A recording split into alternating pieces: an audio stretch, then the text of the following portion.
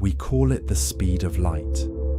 But this is a deception of language, a simplification that hides the true nature of the barrier we are about to explore. Light is merely the most famous passenger on a vehicle that was built for something else entirely. A cosmic mechanism designed not for illumination, but for the preservation of cause and effect. We look at the number 299,792,458 meters per second, and we see a limit, a frustrating cage that prevents us from reaching the stars within a human lifetime, keeping the galaxies forever beyond our grasp. But tonight, we will see it differently. We will see this limit not as a prison, but as a protective cradle, a fundamental rule of geometry that keeps time from unraveling, a safety mechanism ensuring that the past remains the past, and the future remains a dream that has not yet been written.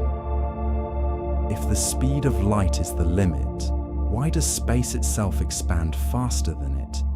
And if time stops at light speed, does a photon ever truly exist in the way we understand existence? To answer this, we must strip away our human intuition, which evolved to understand the flight of a spear or the flow of a river, and instead look at the architecture of reality itself. We must descend into the clockwork of the universe to find that the speed of light is actually the speed of information, the speed of now, and the frame rate at which existence renders itself. Before we can understand the fluidity of Einstein's universe, we must first inhabit the world that came before it, a world of rigid marble and absolute certainty. For over 2 centuries, the physics of Isaac Newton reigned supreme, creating a model of the cosmos that was as solid and dependable as a cathedral of stone. In this Newtonian universe, space was an absolute stage, an empty container that existed independently of the objects within it, a fixed grid of coordinates that stretched out infinitely in all directions, unmoving and unchangeable. It was the passive backdrop against which the drama of the universe played out, a stage that did not care if the actors were stars, planets, or atoms. Time, in this view, was equally absolute, a steady, rhythmic river that flowed at the exact same pace for everyone and everything, everywhere in the universe. A second on Earth was a second on Mars, and a second on the most distant star in the Andromeda galaxy was identical to a second ticking by on a pocket watch in London. Time was the master clock of the cosmos, ticking relentlessly forward, unaffected by gravity, unaffected by speed, and unaffected by the chaotic dance of matter. It was a comforting view, a universe of perfect order where simultaneity was universal, meaning that if an event happened now here, it happened now everywhere else at the exact same instant. To understand the depth of this belief, we can imagine a simple, catastrophic thought experiment that Newton himself might have pondered. Imagine that the sun, in an instant, were to simply vanish from existence, disappearing completely from the center of our solar system. According to the classical Newtonian model, the force of gravity was instantaneous, an invisible tether connecting 2 masses across the void. Therefore, if the sun disappeared, Newton's equations suggested that the Earth would know about it immediately, instantly flying off its orbit into the dark cold of deep space at the exact moment the sun vanished. In this clockwork universe, Information about gravity traveled at infinite speed, crossing millions of miles in zero time, implying that the universe was rigidly interconnected, a single solid block where cause and effect could be simultaneous across vast distances. This view of the world feels intuitive to us because it matches our daily experience. When you walk across a room, the room does not shrink. When you check your watch, you assume it ticks at the same rate as your friend's watch across town. We live our lives at slow speeds and in low gravity, trapped in a biological experience that reinforces the illusion of absolute space and absolute time. For generations, this was the bedrock of science, a framework that allowed us to map the orbits of the planets, predict eclipses with precision, and build the machines of the Industrial Revolution. It was a universe of common sense, where 1 + 1 always equaled 2, and where velocities simply added up like arithmetic.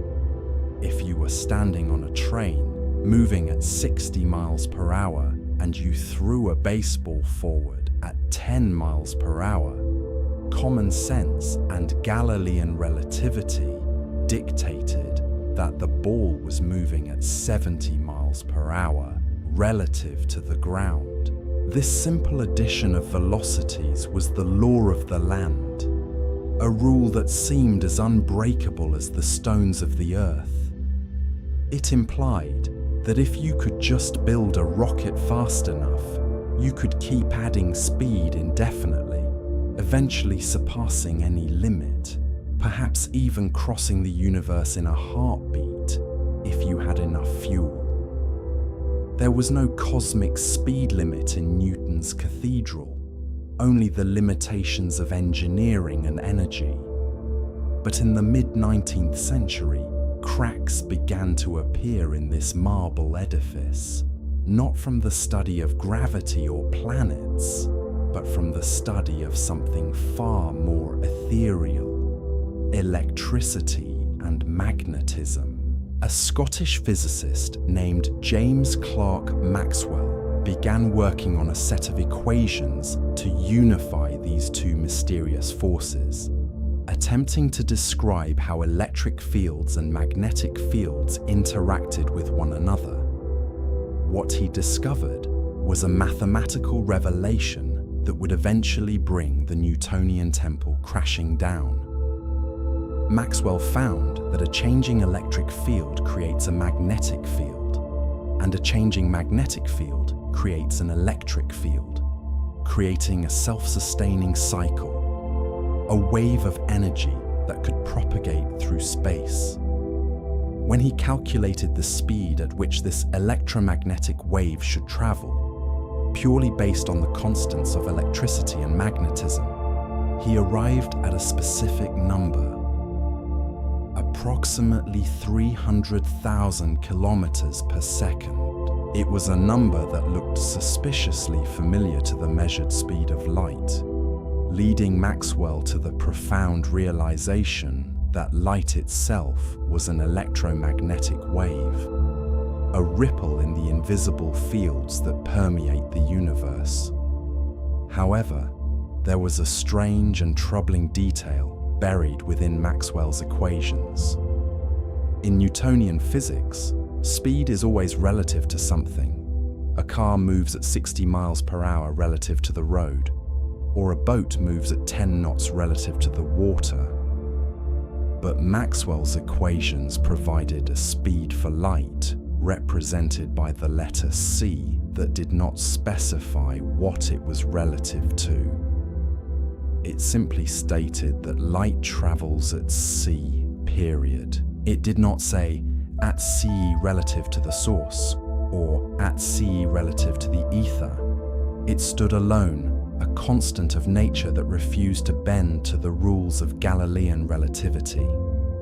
This presented a profound logical paradox, a knot in the fabric of classical physics that most scientists try desperately to untie without cutting the rope. Consider the train again, but this time, instead of throwing a baseball, imagine the passenger turns on a flashlight. According to Newton and Galileo, if the train is moving at half the speed of light and the light leaves the flashlight at the speed of light, then an observer on the platform should see that beam of light moving at 1.5 times the speed of light. The velocity should add up, just like the baseball. But Maxwell's mathematics insisted that the speed of light was constant, meaning the observer on the platform would see the light traveling at c, and the passenger on the train would also measure the light traveling at c, regardless of how fast the train was moving. This creates a mathematical impossibility in a rigid Newtonian universe. How can two observers moving at different speeds measure the same beam of light traveling at the same speed? It is akin to a runner chasing a car. If the car is driving at 60 and the runner is sprinting at 10, the car should appear to be moving away at 50. But if the car were a beam of light, the runner would measure it moving away at the full speed of light, no matter how fast he ran. It was as if the beam of light was mocking the runner, maintaining its distance with absolute precision, refusing to be caught, refusing to even be approached. To resolve this, the physicists of the late 19th century assumed that there must be a medium through which light traveled, just as sound travels through air and waves travel through water. They called this medium the luminiferous ether, a theoretical substance that was thought to permeate all of space, invisible, weightless, and frictionless, acting as the carrier for light waves. They believed that the speed of light was fixed relative to this ether, and that by measuring the speed of light in different directions as the Earth moved through space, they could detect the ether wind and salvage the Newtonian model. This led to one of the most famous failed experiments in the history of science, the Michelson-Morley experiment. They built a device of exquisite sensitivity, splitting a beam of light and sending it in 2 perpendicular directions, expecting that the Earth's motion through the ether would cause the beams to arrive at slightly different times. They measured, and they waited, and they measured again. But no matter how they turned the device, no matter the time of year, or the position of the Earth in its orbit, the speed of light remained exactly the same. The ether wind was silent. The scaffolding of the absolute universe was beginning to dissolve, but the architects were not yet ready to let it go. They were left with a universe that was behaving badly, a reality that refused to conform to the sensible rules of addition and subtraction. The experimental data suggested that the speed of light was a universal constant, an unshakable law that stood firm regardless of the observer's motion. This seemingly innocuous fact was the thread that, once pulled, would unravel the entire tapestry of absolute time and absolute space. If the speed of light is constant for everyone, then something else must be variable, something that we had always assumed was fixed. If I am on a spaceship traveling at half the speed of light and I shine a laser forward, and you are floating still in space watching me, we both measure that laser beam moving at the same speed. For this to be mathematically possible, for the speed to remain constant while the distance and relative motion change, the other variables in the equation, distance and time, must shift. This is the precipice where the cosmic guide invites you to look down, not with fear, but with a detached curiosity at the sheer strangeness of the mechanism. It implies that in order to keep the speed of light constant, the universe must warp the stage itself. It must compress space and dilate time. It suggests that 1 meter is not a fixed length, but a variable that depends on your speed, and that 1 second is not a universal tick, but a flexible duration that stretches and contracts like a rubber band. The rigid marble cathedral of Newton was actually a mirage. The true universe is a fluid ocean where space and time are not the stage, but are themselves actors in the drama, bending and twisting to accommodate the absolute limit of C. This brings us to the core of the mystery, the question that haunts the student at 2 a.m. Why? Why does the universe care so much about this specific speed? Why is it the one thing that cannot be broken? It is not simply because light is fast. It is because c represents the maximum speed of causality. It is the speed at which one event can influence another. In a universe without a speed limit, everything would happen at once.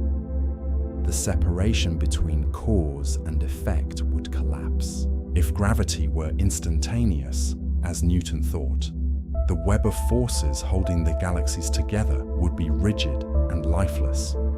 But because there is a limit, there is a delay.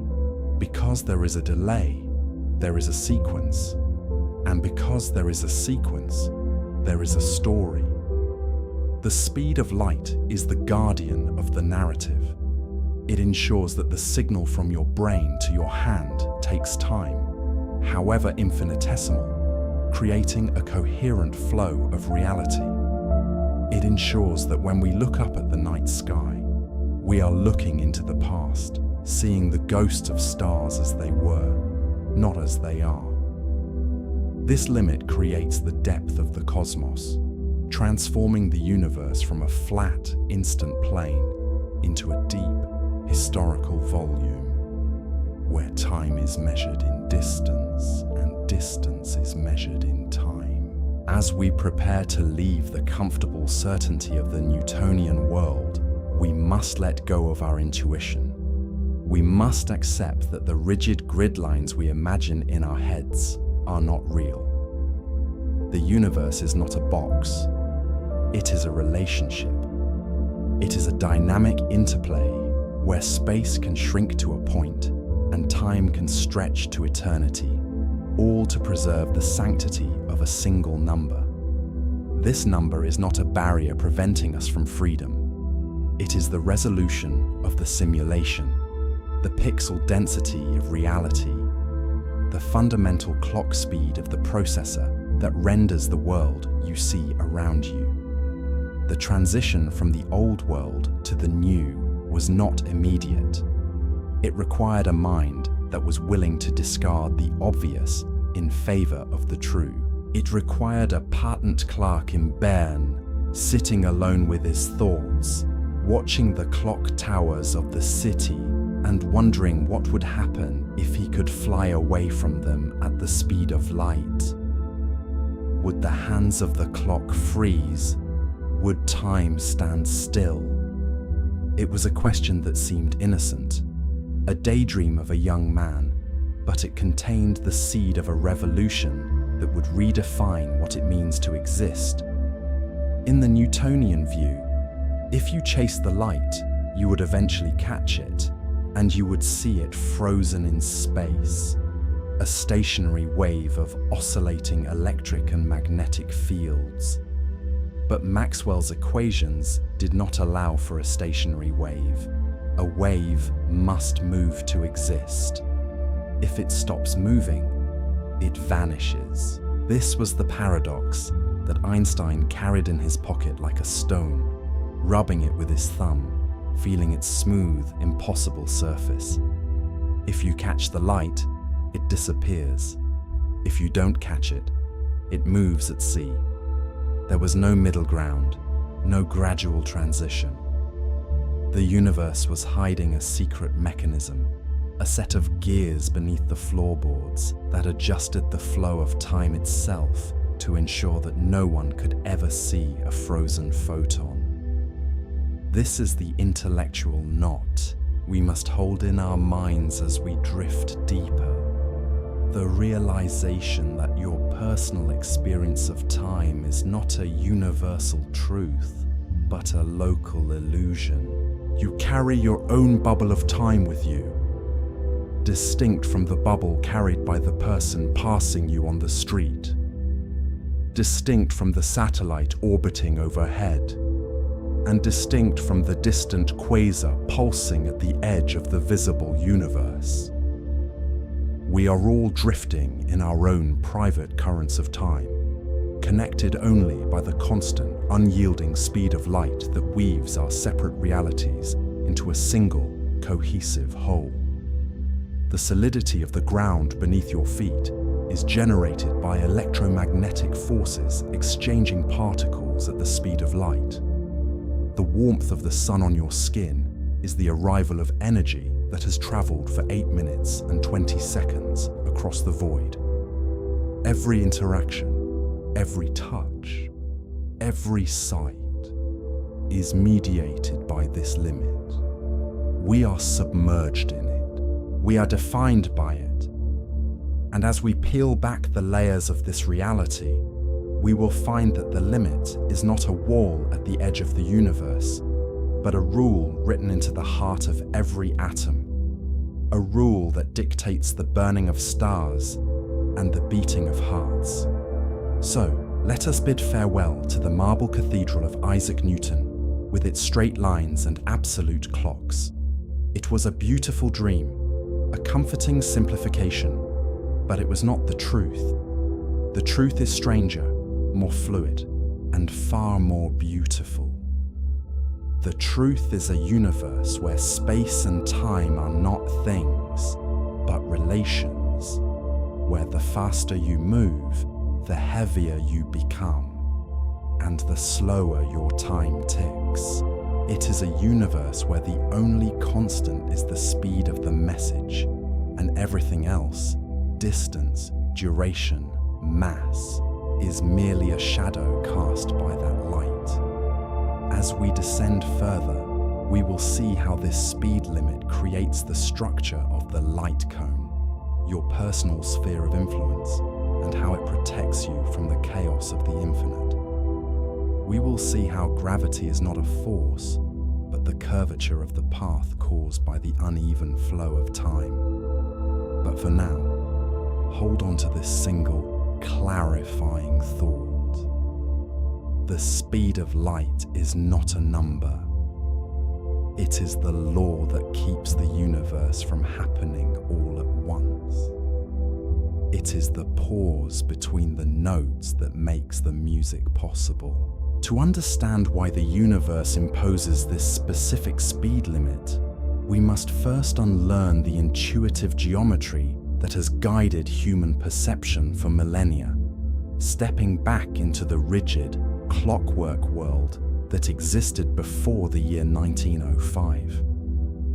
At the turn of the 20th century, the edifice of physics appeared almost complete, a majestic cathedral of knowledge built upon the absolute foundations laid by Isaac Newton 200 years prior, where time was envisioned as a steady, unyielding river that flowed at the same rate for the king in his castle and the peasant in the field, independent of their motion or their position in the cosmos. In this Newtonian framework, space was a fixed stage, an immutable container through which stars and planets moved like actors on a wooden floor. And while the actors might change their positions, the floor itself remained silent, static, and eternally rigid. It was a comforting model, one that aligned perfectly with our daily sensory experience, suggesting that a second measured on Earth was identical to a second measured in the heart of the Andromeda Galaxy, and that if one were to synchronize two clocks and separate them by vast distances, they would tick in perfect unison until the end of time. However, there was a ghost in this machine, a subtle discrepancy that haunted the equations of electromagnetism, specifically those formulated by the Scottish physicist James Clerk Maxwell, who had revealed that light was not a particle in the traditional sense, but a self-propagating wave of electric and magnetic fields oscillating at right angles to one another. Maxwell's equations produced a specific number for the speed of these waves, approximately 300,000 kilometers per second. But crucially, the equations did not specify what this speed was relative to, implying that the speed of light was a fundamental constant of nature, an invariant property of the vacuum itself. This presented a profound logical contradiction to the Newtonian world, for in Newton's mechanics, all speeds were relative. If you ran forward on a moving train, your speed relative to the ground was the sum of the train's speed and your own running speed, a simple addition of velocities that seemed as undeniable as arithmetic itself. Yet, if light traveled at a fixed speed regardless of the source, it meant that if you were to run at half the speed of light and turn on a flashlight, the light beam would not travel at 1.5 times the speed of light, but would still recede from you at exactly c, a paradox that suggested the simple addition of velocities was somehow fundamentally flawed when applied to the fastest thing in the universe. It was into this intellectual fracture that a young patent clerk named Albert Einstein stepped, not with a complex laboratory apparatus or a new telescope, but with a simple mental image that he had first conceived at the age of 16 while studying in Aarau, Switzerland. He imagined himself riding a bicycle, pedaling faster and faster until he caught up with a beam of light, racing alongside it at exactly the same velocity, and he asked himself what he would see if he were to look over at the beam while moving at this impossible speed. According to Newtonian mechanics, if he were moving at the speed of light, the light beam relative to him should appear stationary, frozen in space like a painting of a wave, a static oscillation of electric and magnetic fields that was not moving forward but simply hovering in the void. But Einstein realized that such a thing was physically impossible, for an electromagnetic wave requires motion to exist. The changing electric field creates the magnetic field, and the changing magnetic field creates the electric field, a continuous cycle of induction that can only sustain itself if it is propagating at c. If the wave were to stop, the fields would collapse, meaning that a frozen light beam could not exist, and therefore no observer, no matter how fast they traveled, could ever see light at rest. This thought experiment, known as the Gedanken experiment, led to a conclusion that was as disturbing as it was elegant. If the speed of light is constant for all observers, regardless of their motion, then the speed of light is the only absolute in the universe, and everything else, specifically space and time, must be malleable. For the speed of light to remain constant whether you are standing still or moving at 99% of c, the ruler with which you measure distance must shrink, and the clock with which you measure time must slow down, conspiring together to ensure that the ratio of distance to time always equals exactly 300,000 kilometers per second. This was the death of the absolute Newtonian stage. Space was no longer a rigid floor, but a fluid medium capable of compressing and stretching, while time was no longer a universal river, but a localized phenomenon, ticking at different rates for different observers depending on their velocity through the cosmos. To visualize the implications of this shift, we must look at the concept of simultaneity, the intuitive belief that now is a universal moment shared by everyone, everywhere, at the same instant. Einstein dismantled this intuition with another thought experiment involving a long train moving at high speed past a platform, a scenario that illustrates how the speed limit of causality fractures the concept of a universal present. Imagine a passenger standing in the exact center of a train car, moving at a significant fraction of the speed of light, while an observer stands on the platform watching the train pass. And at the precise moment the passenger passes the observer, two bolts of lightning strike the front and back of the train car simultaneously.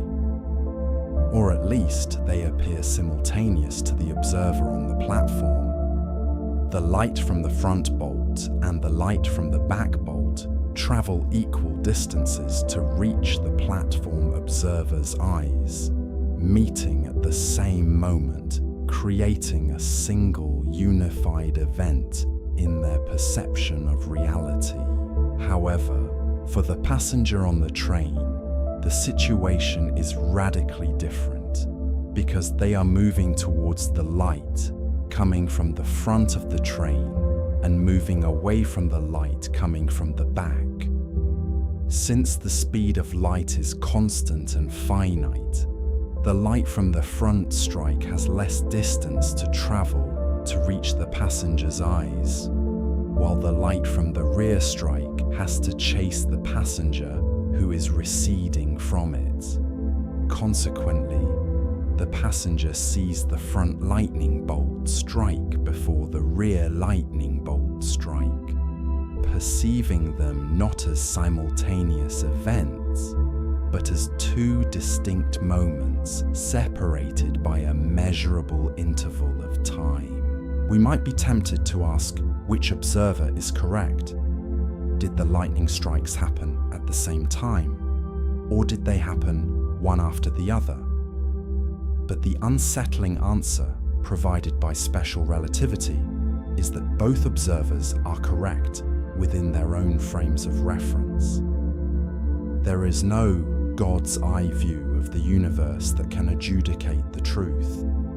There is only the relative perspective of the observer, meaning that simultaneity is not a fundamental feature of reality, but a subjective illusion that depends entirely on your state of motion. This shattering of simultaneity means that the present moment is not a global slice of reality that cuts through the entire universe, but rather a localized bubble that you carry with you, a private temporal reference frame that is valid only for you and those moving in unison with you.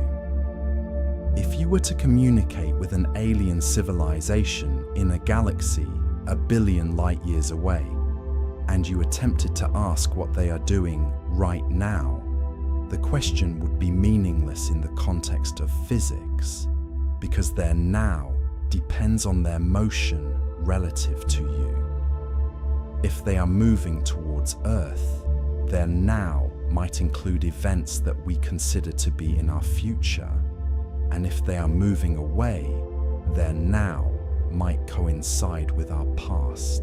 The universe does not happen all at once. It happens in a fragmented, disjointed sequence of causal cones, where events are ordered not by a master clock, but by the transmission of information at the speed of light. This brings us to the deeper realization that the speed of light, c, is not truly about light at all, but is instead the speed of causality, the maximum velocity at which any 2 points in the universe can influence one another. If information could travel instantly, if we could send a signal faster than light, we would be able to violate the order of cause and effect, creating paradoxes where the effect precedes the cause, such as a glass shattering before it is dropped, or a message arriving before it is sent. The speed limit is therefore the universe's mechanism for preserving the logical consistency of reality, a cosmic quarantine that prevents the future from leaking into the past and ensures that the narrative of existence unfolds in a coherent, linear fashion. It is a protective barrier, a wall of mathematics that keeps the timeline secure, preventing the chaos that would ensue if every moment in time were accessible simultaneously. As we delve deeper into this relativistic landscape, we must consider the physical consequences of approaching this limit. For the universe has a specific way of enforcing its speed limit that involves the interplay of mass and energy. In classical physics, if you apply a constant force to an object, it will continue to accelerate indefinitely, gaining speed in a linear fashion until it is moving infinitely fast. But in Einstein's universe, as an object accelerates, its kinetic energy increases. And because energy and mass are equivalent, as expressed in the famous equation E equals mc squared, this increased energy manifests as an increase in the object's inertial mass. As you push a spaceship closer to the speed of light, it becomes effectively heavier, offering more resistance to further acceleration, requiring more and more energy to achieve the same gain in speed. As the velocity approaches 99% of the speed of light, the mass of the ship begins to climb asymptotically towards infinity, meaning that to push it that final fraction of a percent to reach c would require an infinite amount of energy. The universe prevents any massive object from breaking the speed limit not by imposing an arbitrary penalty, but by making the object infinitely resistant to motion, a mechanism that essentially curves the geometry of space-time to ensure the barrier remains unreachable. It is as if the horizon recedes as you approach it. No matter how much energy you pour into the engines, the speed of light remains exactly 300,000 kilometers per second faster than you. A constant horizon that can never be crossed by anything possessing mass. This is not a failure of engineering, nor a limitation of our technology, but a fundamental boundary condition of the space-time metric, a sign that we are living in a universe that prioritizes the preservation of causal order over the freedom of infinite motion. The implications of this extend into the very texture of the reality we inhabit, suggesting that what we perceive as the solidity of matter is actually a consequence of these relativistic effects operating at the subatomic scale. The electrons orbiting the nucleus of an atom are moving at significant fractions of the speed of light, and their relativistic mass increase contributes to the overall mass of the atom, meaning that a portion of your own body weight is actually the result of the energy of motion of these particles pushing against the cosmic speed limit. We are, in a very real sense, creatures woven from the fabric of relativity, existing in a stable form only because the speed of light provides the tension necessary to hold matter together. Without this limit, the electromagnetic forces that bind atoms would behave differently. The interactions that govern chemistry would unravel, and the structure of the macro world would dissolve into an incoherent soup of energy. Thus, the intellectual knot tightens, revealing that the speed of light is not merely a restriction on travel, but the structural pillar that supports the existence of a coherent universe. It creates the separation between here and there, between before and after, carving out the dimensions of space and time from the raw potential of the quantum void. The fact that we cannot reach the stars instantly is the price we pay for existing in a universe where existence makes sense, where stories have beginnings and ends, and where the past is safely locked away from the interference of the present. We must also consider the geometry of this limit, often visualized as the light cone, a four-dimensional structure that defines the boundaries of your accessible reality. Imagine your life as a point moving upward through time. From this point, a cone extends upward into the future, representing all the locations you could possibly reach or influence if you traveled at the speed of light. And a cone extends downward into the past, representing all the events that could have possibly influenced you. Everything outside these cones is the absolute elsewhere, a vast region of space-time that is causally disconnected from your now, containing events that are neither in your past nor your future, but simply exist in a state of indeterminacy relative to your timeline. This separation creates a profound sense of solitude, but also of safety, for it means that we are insulated from the vast majority of the universe's events. A supernova exploding in the absolute elsewhere cannot harm us, cannot be seen by us, and for all physical intents and purposes, does not exist for us until its light cone intersects with our own. We are shielded by the finite speed of light, protected from being overwhelmed by the infinite data of the cosmos, allowed to process reality in manageable, sequential slices. The darkness of the night sky is a direct consequence of this limit. If light traveled infinitely fast, the sky would be ablaze with the light of infinite stars. But the finite speed of light, combined with the expansion of the universe, ensures that the night remains dark, a cool and quiet backdrop for our existence. As we transition from the rigid mechanics of Newton to the fluid dynamics of Einstein, we begin to see the universe not as a machine of gears and levers, but as a vast, undulating ocean of space-time, where gravity is not a force that pulls, but a curvature that guides. When we say that mass tells space how to curve, and space tells mass how to move, we are describing a geometric dance choreographed by the speed limit.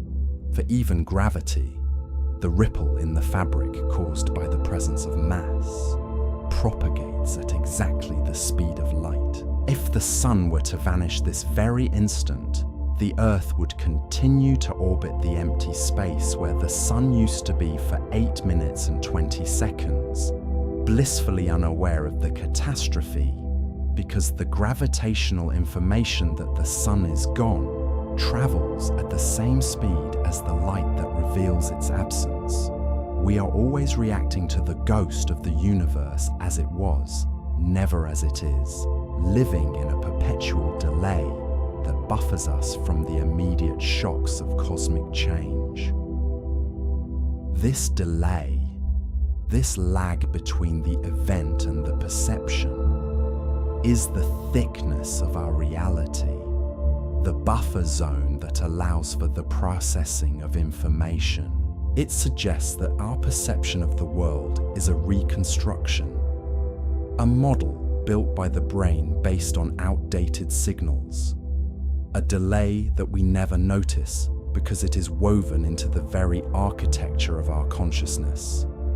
The speed of light is the refresh rate of the simulation, the frame rate at which the universe renders itself.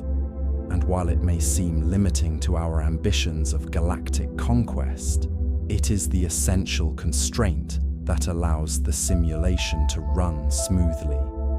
In this light, the frustration of the speed limit transforms into an appreciation for the stability it provides.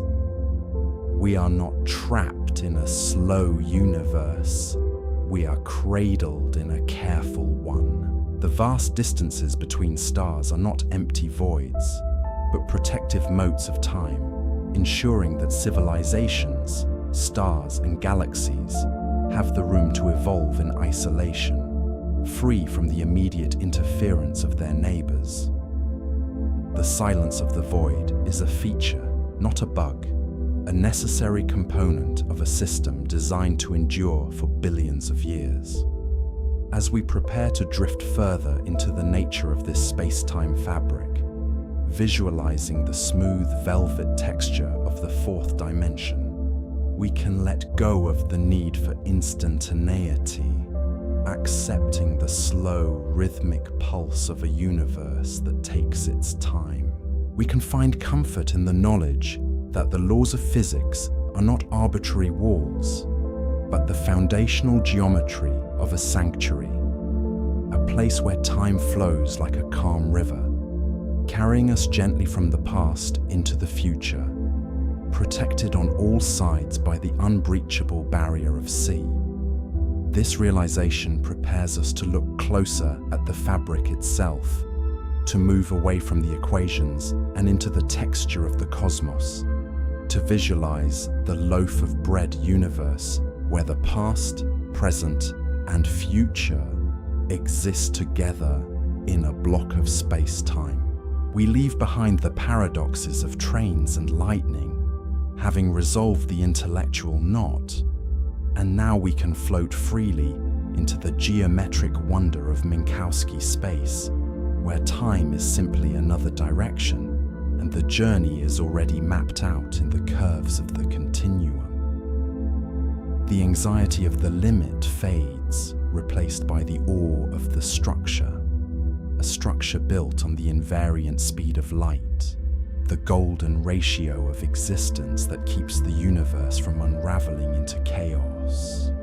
To understand the true nature of this structure, we must first dismantle the intuitive, yet incorrect scaffolding that our minds have built to navigate the daily world. We naturally perceive space as a stage, a rigid three-dimensional box where events occur, and we perceive time as something entirely separate, a relentless ticking clock on the wall that drives the action forward at a universal, unchanging pace. However, in the deeper reality, uncovered by the mathematics of relativity, this separation is an illusion, a simplification that works for human scales but fails at the cosmic level. Hermann Minkowski, Einstein's former professor, looked at the equations of special relativity and realized that they pointed to a profound unification, a reality where space and time were not distinct entities, but threads woven together into a single, four-dimensional fabric. He famously declared that space by itself and time by itself are doomed to fade away into mere shadows, and only a kind of union of the two will preserve an independent reality. This union is what physicists call space-time, or Minkowski space, a concept that transforms our universe from a dynamic, flowing river into a static, geometric block, a structure that is as solid and immutable as a crystal. When we visualize this block universe, we are asked to step outside of our own temporal experience, to float above the timeline of our lives and view existence as a whole. Imagine a loaf of bread, a long rectangular block that represents the entirety of the cosmos. One end of the loaf represents the Big Bang, the beginning of all things, and the other end represents the heat death, the final equilibrium of the universe. Every point inside this loaf, every crumb, represents a specific event: a star being born, a planet forming, a cup of coffee being stirred, a thought crossing your mind. In our ordinary experience, we feel as though we are moving through this loaf slice by slice, experiencing one moment after another in a sequence we call time. We believe that the past is a slice that has been eaten, gone forever, and the future is the rest of the loaf, waiting to be baked, undefined and open. But the geometry of Minkowski space suggests something far more permanent and, in a sense, far more peaceful. It suggests that the entire loaf exists at once. The past is not gone. It is simply a region of the space-time block that lies behind us along the temporal dimension. Just as a city you drove through yesterday still exists on the map, even though you are no longer there. The future is not unwritten. It is a region of the block that lies ahead, fully formed and waiting for our consciousness to traverse it. This view, known as eternalism, posits that all moments, past, present, and future, are equally real, existing simultaneously within the four-dimensional manifold. The reason we cannot see the future is not because it does not exist, but because our biology restricts our perception to a single, moving cross-section of the block. We are like a spotlight moving across a vast, dark painting. The parts of the painting in the dark are not gone, nor are the parts yet to be illuminated unpainted. They are simply waiting for the light of our awareness to pass over them. This geometric interpretation fundamentally changes the meaning of the speed of light, reframing it from a speed limit into a conversion factor. In our daily lives, we measure space in meters or kilometers, and we measure time in seconds or years, treating them as different currencies that cannot be exchanged. But in Minkowski space, because they are part of the same fabric, they must be measured with the same ruler. The constant c, which we call the speed of light, is actually the exchange rate between space and time. It tells us exactly how much space is equivalent to 1 second of time. Because c is such a large number, approximately 300,000 kilometers per second, it reveals that a single second of time is geometrically equivalent to a vast distance in space. We are essentially extremely long, thin entities in space-time, stretching out for thousands of kilometers in the time dimension for every meter we occupy in space. Our world lines, the paths we trace through this block, are incredibly elongated threads, weaving through the bulk of the universe's history.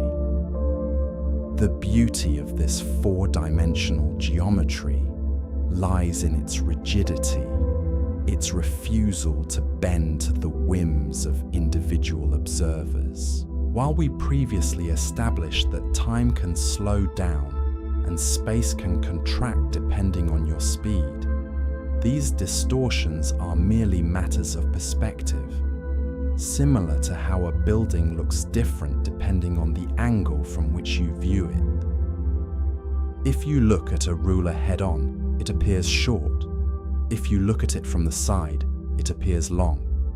The ruler itself has not changed, only its projection onto your visual field has shifted. Similarly, when an object moves near the speed of light, it rotates in space-time. It trades some of its length in the space dimension for length in the time dimension, or vice versa.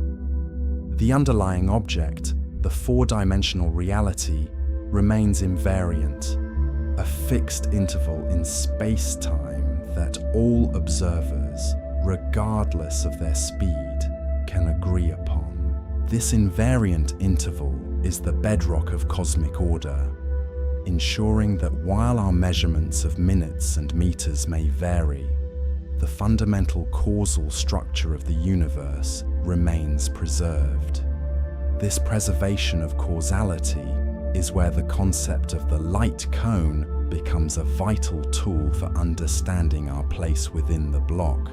For any given event, let us say the moment you are currently experiencing, we can draw a cone extending forward into the future and a cone extending backward into the past. The boundaries of these cones are defined by the speed of light. Anything inside your future light cone is an event you can affect, a place you can reach, or a signal you can send. Anything inside your past light cone is an event that could have affected you, a signal that could have reached you. But outside these cones lies a vast region of space-time known as the absolute elsewhere. These are regions of the universe that are so far away in space and so close in time that not even light could bridge the gap between you and them. Events in the absolute elsewhere are causally disconnected from your now. They cannot hurt you, they cannot influence you, and you cannot influence them. This separation creates a kind of cosmic quarantine, a safety mechanism that prevents the universe from becoming a chaotic tangle of instantaneous influences. If the speed of light were infinite, the light cone would flatten out into a plane, and every event in the universe would be instantly connected to every other event. The distinct separation between past, present, and future would collapse. But because C is finite, it gives the universe a structure, a texture of separation that allows individual stories to unfold without being overwhelmed by the totality of existence. It ensures that the influence of a star exploding in the Andromeda galaxy is delayed, kept at bay for millions of years, allowed to arrive only when the causal structure permits it.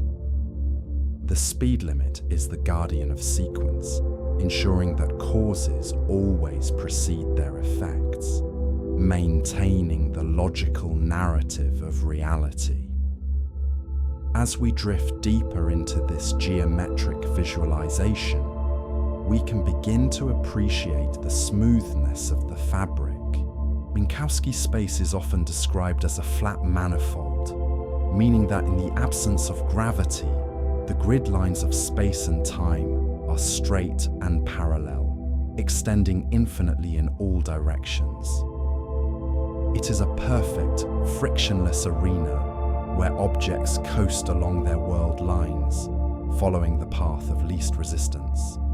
This smoothness implies a universe that is continuous, without gaps or tears. When we move through a room, we are not jumping from point A to point B. We are sliding along a continuous trajectory in the space-time block. Even when we are sitting still, we are hurtling through the time dimension at the speed of light. In fact, according to the theory of relativity, everything in the universe is always moving at the speed of light through space-time. This statement often causes confusion, so let us unravel it slowly. Imagine that your total speed through the four-dimensional universe is fixed at c.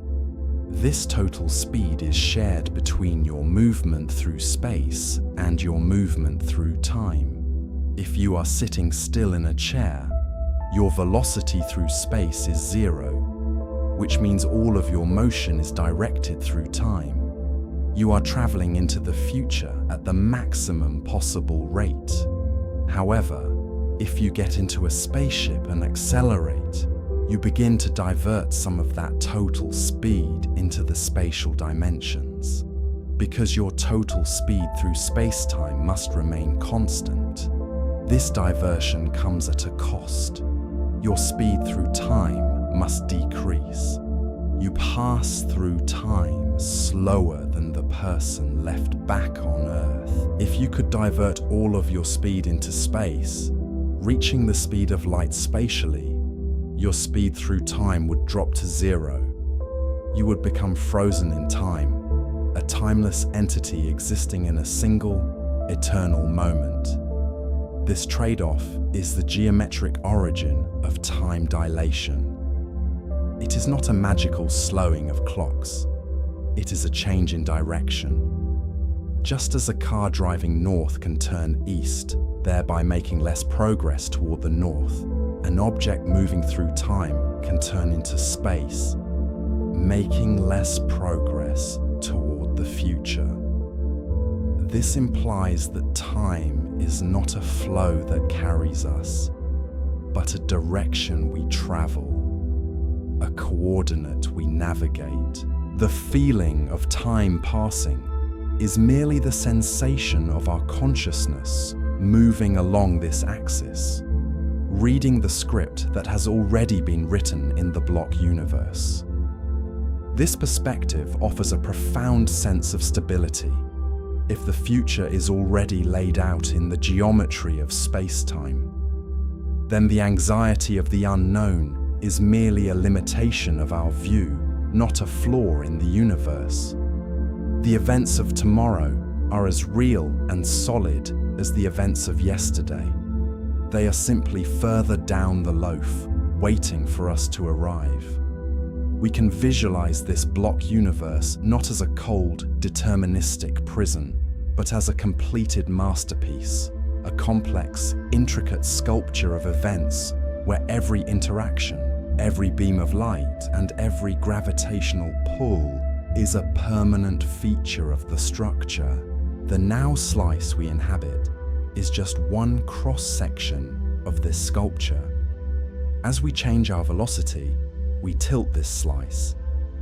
If you were to start walking towards the Andromeda Galaxy, your definition of now would tilt essentially into Andromeda's future.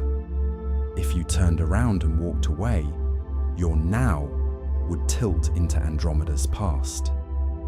This creates a strange paradox where, depending on your motion, an alien fleet in Andromeda might have already launched, or might not have even decided to launch yet. But in the block universe, this ambiguity vanishes. The launch event exists at a specific coordinate in the block. Your motion simply changes which slice of the block you are currently calling the present. The event itself is fixed, suspended in the amber of space-time, immutable and safe from the contradictions of shifting perspectives. This realization brings us to the texture of the now itself. In our intuitive model, now is a universal curtain falling across the cosmos, ticking forward everywhere at once. But in Minkowski space, now is a patchwork quilt, stitched together by the limitations of light speed. Because information takes time to travel, we never see the universe as it is right now. We see a composite image of the past. When you look at the moon, you see it as it was 1.3 seconds ago. When you look at Jupiter, you see it as it was 40 minutes ago. When you look at the nearest star, you see it as it was 4 years ago. Our visual reality is a time machine, a collage of different eras pasted together to form a coherent picture. We are surrounded by ghosts, by echoes of events that have already transpired. This creates a sense of isolation, perhaps, but also a sense of protection. We are buffered from the immediate volatility of the cosmos, The great cataclysms of the universe, supernovae, black hole mergers, gamma ray bursts, are pushed back into the depths of time and space, allowed to reach us only as faint whispers, millions of years after the violence has subsided.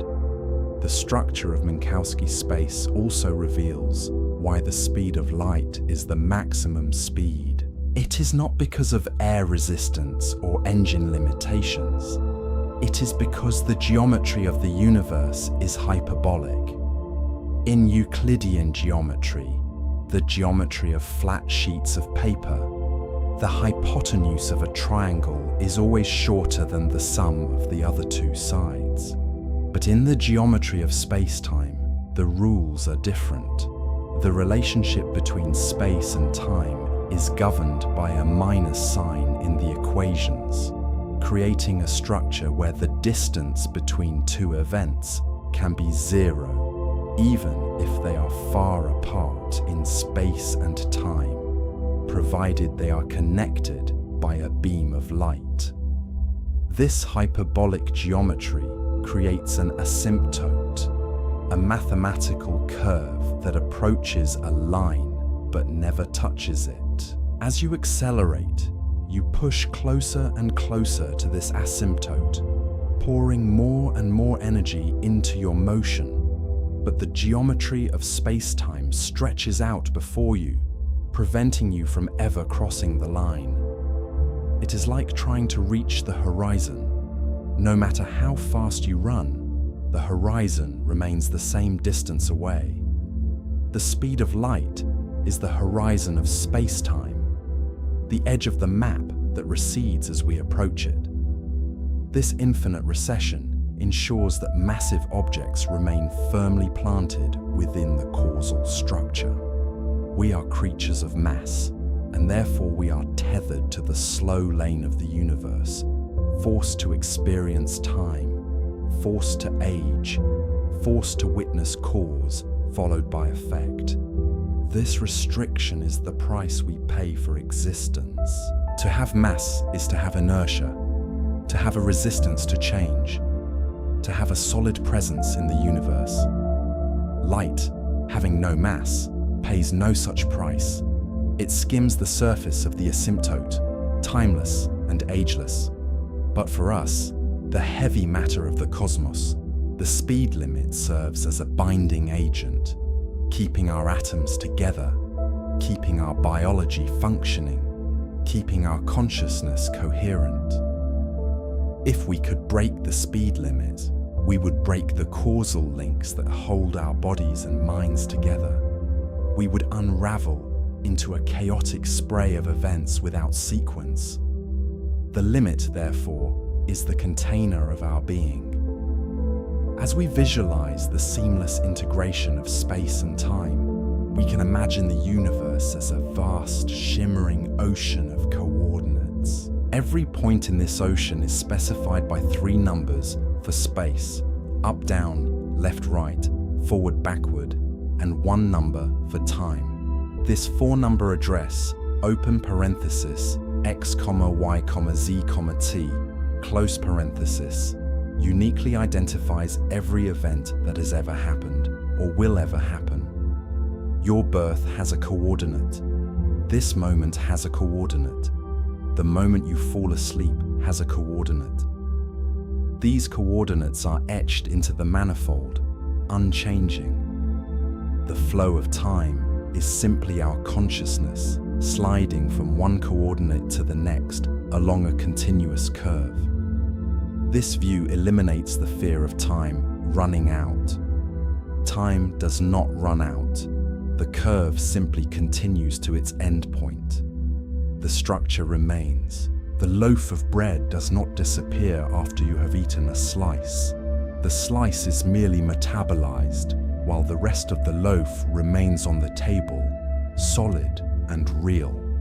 This architectural view of reality invites a feeling of profound calm. We are not drifting aimlessly in a chaotic void. We are embedded in a structure of immense precision. The laws of relativity are the blueprints of this structure, ensuring that every observer, no matter how fast they move or where they are located, experiences a consistent reality. The math balances out.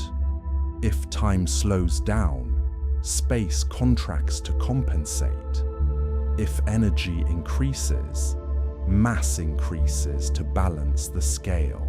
The universe is a self-correcting system, a machine of perfect equilibrium that adjusts its own dimensions to preserve the sanctity of the speed of light. We can rest in this equilibrium. We can trust the geometry. Furthermore, this block universe implies a deep interconnectedness.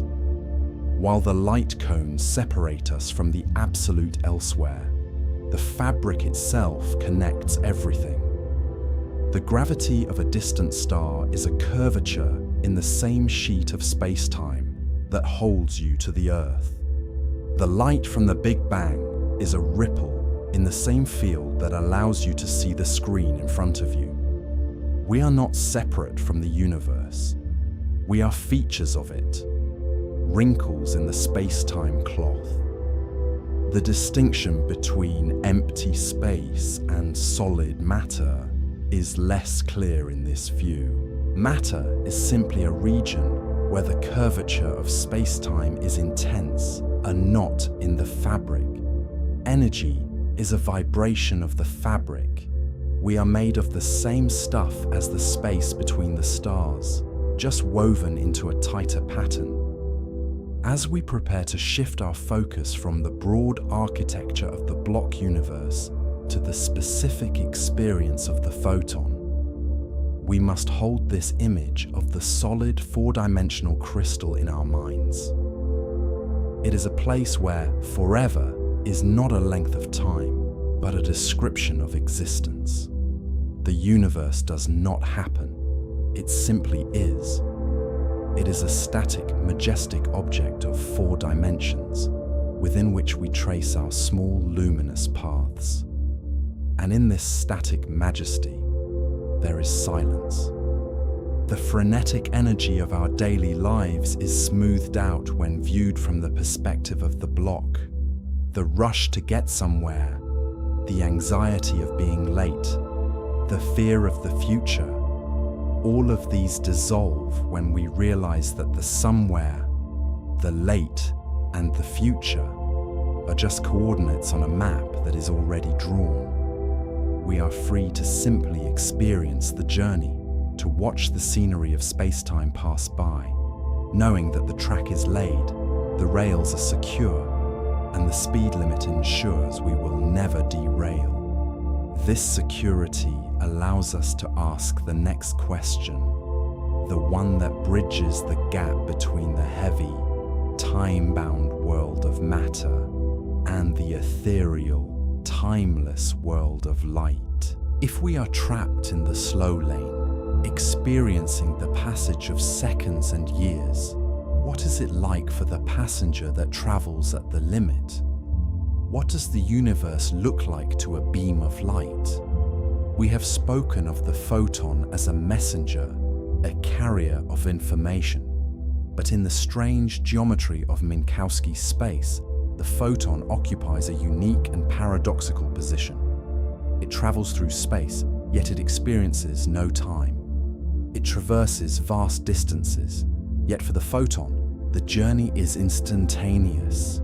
As we leave the solid block of our human perspective and attempt to enter the frame of reference of light itself, we must be prepared to leave the concept of duration behind entirely.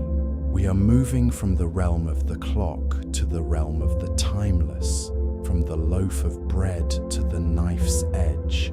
In this transition, the texture of our understanding shifts from the velvet smoothness of the space-time continuum to the sharp, singular point of the photon's existence. We have established that the block universe preserves the past and the future. But for light, the block is flattened. The beginning and the end are touching. The separation that protects us does not apply to the light that illuminates us. To understand this, we must let go of our intuitive grasp of waiting. Light never waits. It never ages. It is born in the heart of a star and dies in the retina of an eye. And to the photon, these two events are simultaneous. This concept, the null geodesic, creates a tunnel through the block universe, a wormhole of experience where distance dissolves into zero. As we drift towards this realization, let the solidity of the block universe comfort you.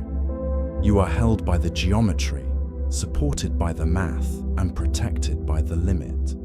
The universe is not a fleeting shadow.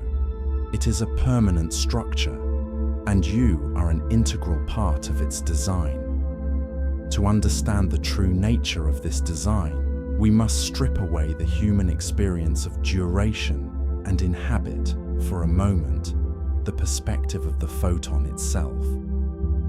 According to the Lorentz transformations, which dictate how time and space warp as velocity increases, the passage of time slows down as one approaches the speed of light, a phenomenon known as time dilation. As an object accelerates, its internal clock ticks slower relative to a stationary observer, stretching the seconds into minutes and the minutes into hours until, at the theoretical limit of light speed, the clock stops entirely.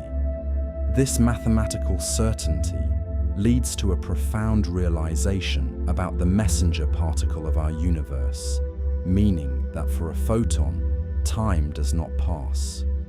From the moment a photon is forged in the nuclear furnace of a distant star, to the moment it strikes the surface of a telescope mirror on Earth, zero time has elapsed for the particle itself. We, the observers, might measure this journey as taking billions of years, watching civilizations rise and fall while the light traverses the cosmic void. But to the photon, the emission and the absorption are the same event. The journey is instantaneous. This suggests that from the reference frame of light, the universe has no depth in the direction of travel. For length contraction, the partner of time dilation, compresses the distance to zero. The photon does not experience the vast, terrifying emptiness of intergalactic space. Instead, it bridges the gap between the source and the destination instantly, stitching the universe together in a singular moment of interaction. This leads us to a concept known as the null geodesic, a path through space-time where the distance is effectively zero. It implies that light does not experience separation, creating a paradox where the thing that defines our sense of distance is itself immune to it. While we are trapped in the slow, viscous flow of time, waiting for the signal to arrive, the signal itself exists in a state of eternal immediacy. It is a state of being that is difficult for the biological mind to comprehend, yet it is the fundamental baseline of reality. The photon exists in a permanent now, a timeless state that threads through the block universe like a needle, connecting the past of the star to the future of the observer without ever experiencing the interval between them. This lack of duration for the carrier of information forces us to reconsider what the speed of light actually represents. We often think of it as a speed limit, a barrier that prevents us from moving faster. But this is a human-centric view derived from our desire to travel. In the grand architecture of physics, the speed of light, denoted as c, is not merely the speed of photons, it is the speed of causality. It is the maximum speed at which one event in the universe can influence another event, defining the strict sequence of cause and effect that allows reality to remain coherent. If it were possible to travel or transmit information faster than this limit, the structure of causality would break down, allowing effects to precede their causes, creating a universe where a glass could shatter on the floor before you had even opened your hand to drop it. The limit, therefore, is not a cage, but a cradle. It is the mechanism that preserves the narrative order of existence, ensuring that the past remains locked away, safe and unchangeable, while the future arrives at a pace that the universe can sustain. Without this finite speed, everything would happen at once, a chaotic simultaneity where every point in space interacted with every other point instantly, resulting in a universe of blinding white noise. The speed of light acts as a cosmic throttle, spacing out events, giving the universe a frame rate and allowing the complex structures of matter, galaxies, stars, planets, and minds to evolve in a stable, sequential environment. This brings us to the geometry of influence, often visualized by physicists as the light cone. Imagine a single point in space-time, this specific moment, right now, where you exist. Expanding outward from this point into the future is a cone, defined by the distance light can travel from your current position in a given amount of time. Anything inside this cone is reachable. It is your future, a region of space-time you can theoretically influence or touch. Conversely, extending backward into the past is another cone, containing all the events that could have possibly influenced you up to this moment, the sum of your history and the history of the stars whose light has reached you. However, outside of these two cones lies a vast region of space-time known as the absolute elsewhere. These are regions of the universe that are so far away that light from them has not yet had time to reach you, and light from you has not yet had time to reach them. In the special theory of relativity, events in the absolute elsewhere are causally disconnected from you. They simply do not exist in your current reality. This separation is absolute, meaning that there is no reference frame, no matter how fast one moves, that can bring these events into your present moment. This concept might seem isolating, suggesting that we are cut off from the majority of the universe, but viewed through the lens of stability, it is a protective mechanism. It means that we are shielded from the chaotic influence of the entire cosmos. We are only responsible for and affected by the events within our specific horizon of causality. The speed of light ensures that the universe is compartmentalized, that distant cataclysms cannot harm us instantly, and that the information defining our reality arrives in a manageable, orderly stream. The absolute elsewhere is not a void of nothingness. It is simply a waiting room, a reservoir of potential events that will eventually enter our light cone as time creates the necessary bridges. This orderly procession is further enforced by the way gravity itself obeys this universal speed limit. For centuries, following the models of Isaac Newton, it was believed that gravity was instantaneous, that if the sun were to suddenly vanish, the Earth would immediately fly off into the dark, released from its orbital tether at the exact moment of the sun's disappearance.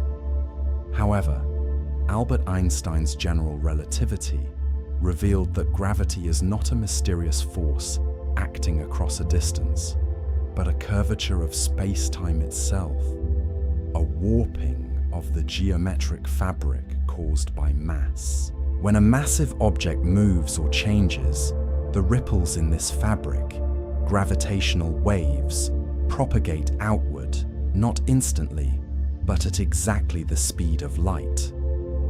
If the sun were to vanish right now, the geometric information of its absence would travel across the 93 million miles of space at 299,792,458 meters per second. For 8 minutes and 20 seconds, the Earth would continue to orbit a star that was no longer there. We would still see its light, feel its warmth, and obey its gravitational pull, because the news of the event had not yet arrived. The reality of the sun's disappearance is not true for us until the information has crossed the gap carried by the ripples of space-time. This delay confirms that the speed of light is truly the speed of reality itself. Nothing, not even the fundamental curvature of space, can outrun the limit. This synchronization between light and gravity creates a harmonious universe where the visual evidence of an event and the physical impact of an event arrive hand in hand. It prevents the disorientation of a universe where we might feel the gravitational pull of a planet before we can see it, or see a star explode years after its gravity has ceased to affect us. The universal speed limit binds the sensory and the physical into a single, cohesive experience, ensuring that our observation of the universe matches its physical behavior. Yet, there is a nuance to this limit that often causes confusion, a subtle distinction between movement through space and the behavior of space itself. While no information or matter can move through the fabric of space faster than light, the fabric itself is not bound by this restriction.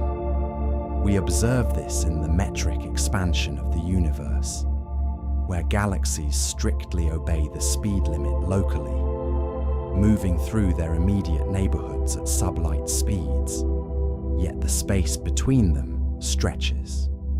Over vast cosmic distances, this cumulative stretching means that distant galaxies are receding from us at speeds that effectively exceed the speed of light.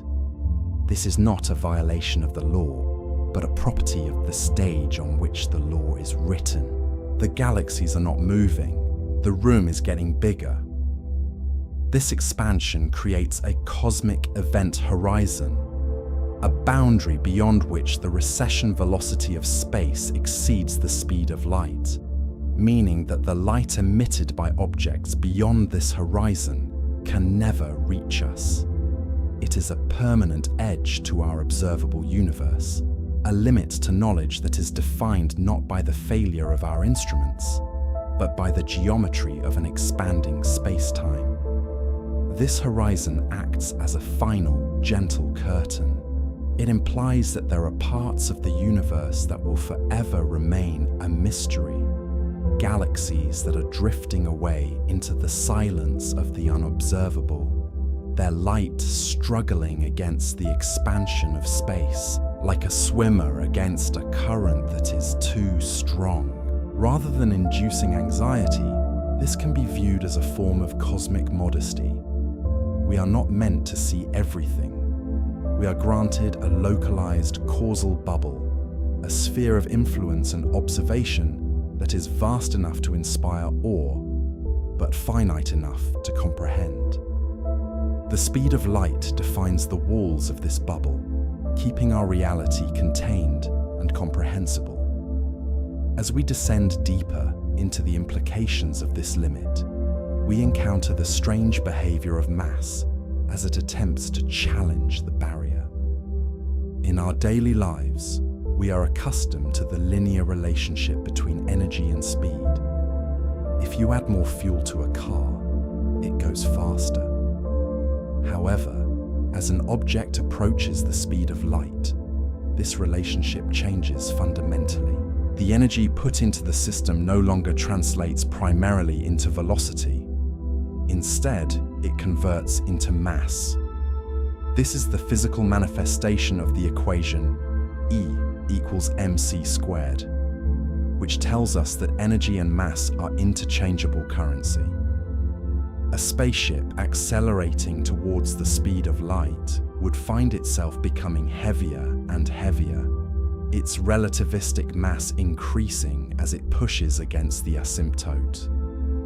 To reach the speed of light would require infinite energy, because the object would have acquired infinite mass.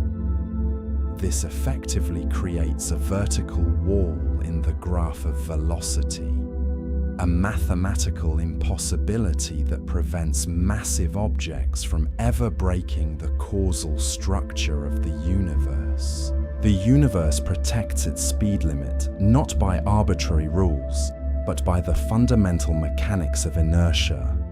It simply becomes too heavy to break the law. This increasing mass is not merely a numbers game, it is a physical warping of the object's interaction with the Higgs field, a deep resistance inherent in the vacuum of space. It suggests that the universe has a built-in feedback loop, a system of checks and balances that prevents any single object from dominating the causal structure.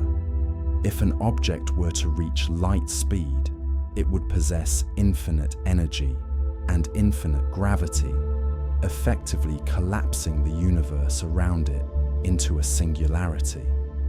The speed limit, therefore, is the mechanism that prevents the universe from collapsing under the weight of its own motion. It preserves the delicate balance between energy, mass, and the structural integrity of space-time. Within this framework, we can see the speed of light not as a frustrating barrier to interstellar travel, but as the structural steel that holds the skyscraper of the universe together. It defines the scale of things.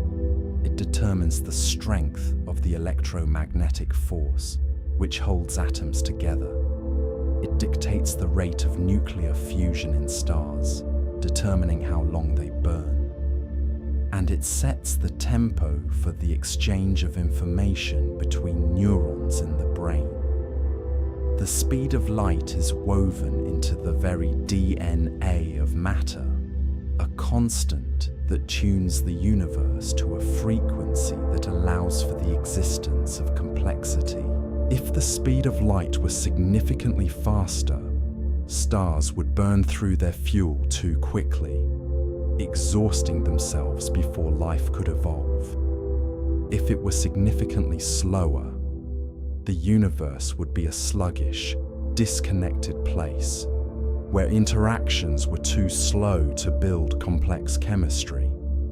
The value of c, 299,792,458 meters per second, is a Goldilocks number, precisely balanced to allow for a universe that is both dynamic and stable, energetic yet durable. As we visualize this constant, we should not see a speedometer needle stuck at a maximum, but rather a fundamental vibration, a resonant frequency of the vacuum. Just as a guitar string has a natural frequency at which it vibrates, the vacuum of space has a natural speed at which it propagates waves. Light is simply the vibration of the electromagnetic field, and c is the speed at which that field ripples. It is a property of the medium, not the particle. The emptiness of space is not truly empty. It is a medium with specific properties, permittivity and permeability, that dictate this speed. When we look at the dark between the stars, we are looking at a substance that is rigid enough to sustain waves at this incredible speed, yet intangible enough to allow planets to glide through it without resistance. This duality of the vacuum, rigid to light yet yielding to matter, is one of the great mysteries and comforts of physics. It suggests that the nothingness is actually a somethingness, a field of potential that supports the propagation of reality. And because this speed is constant for all observers, regardless of their motion, it provides an objective scaffolding for reality. In a universe where space can stretch and time can dilate, where the concepts of here and now are relative and shifting, the speed of light remains the one unshakable pillar. It is the invariant, the absolute standard against which all other changes are measured. This invariance is what allowed Einstein to unite space and time into a single entity.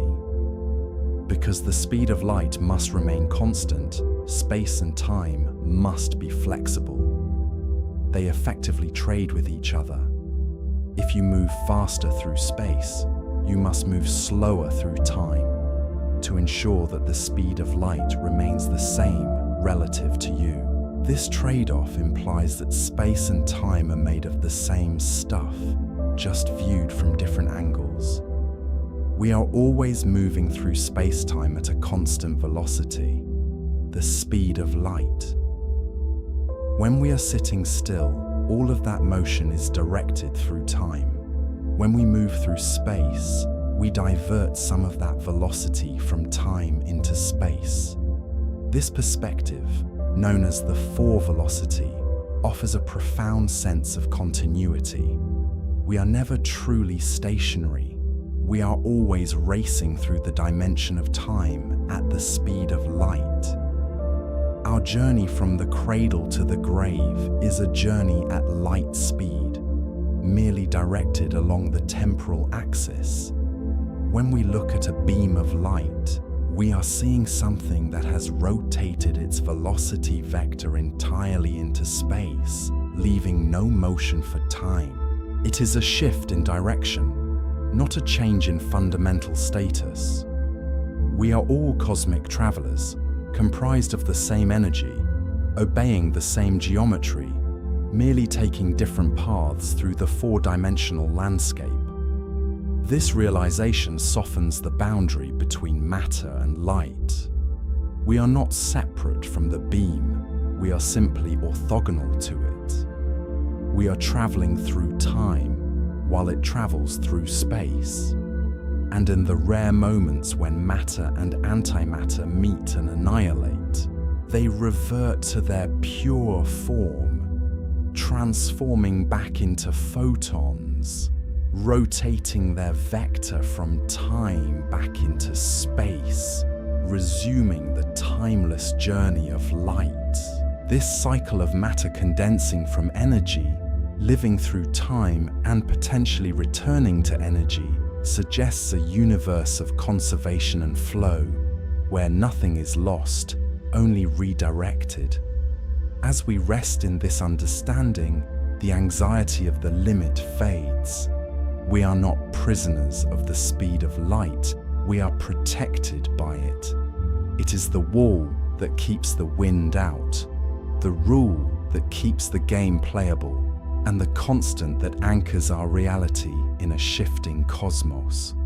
We can look out at the stars and know that their light, traveling across the cold, silent distances, is bringing us the history of the universe in a steady, orderly stream, preserving the past until we are ready to receive it.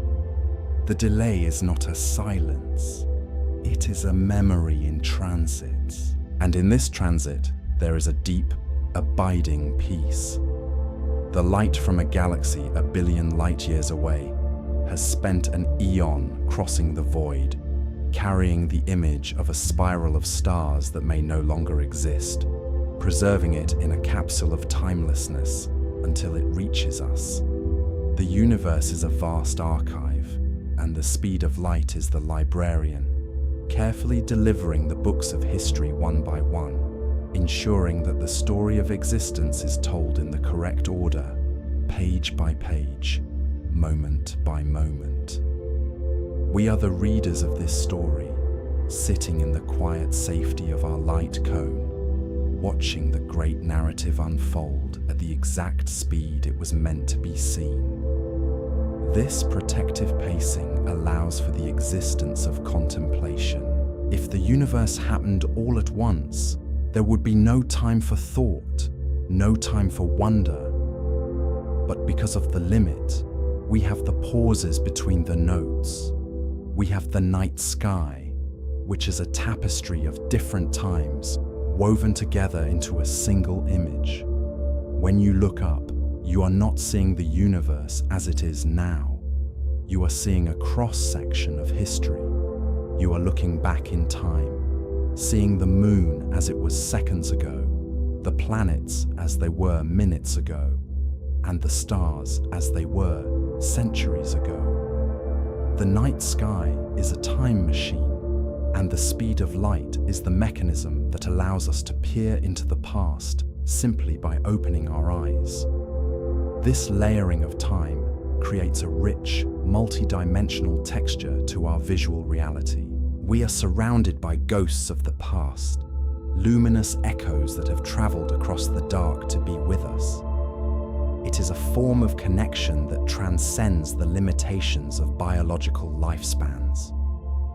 A star that died before humanity was born can still shine in our sky tonight, its light arriving now to tell us of its existence. In this way, the speed of light grants a form of immortality to the events of the cosmos.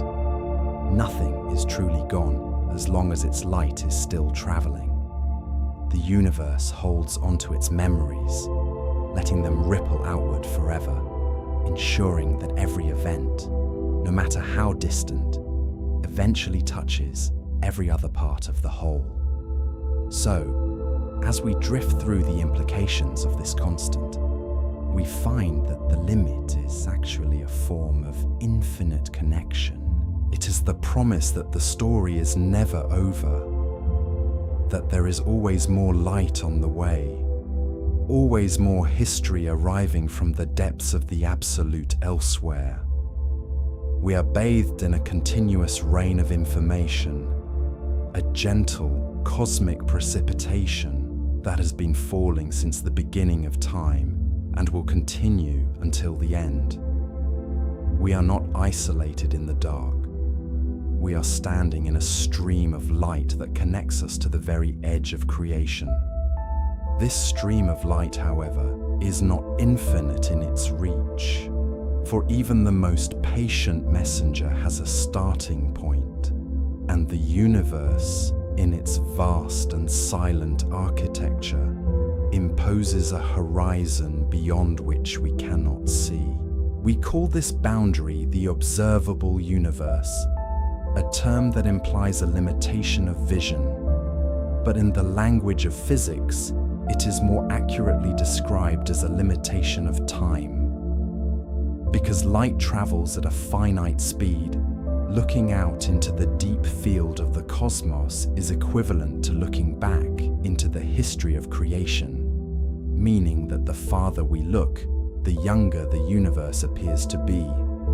Eventually, we look so far back that we reach the opaque wall of the early universe, a time before stars, before galaxies, and before the transparency of space itself, creating a cosmic event horizon that acts not as a physical barrier, but as a temporal veil.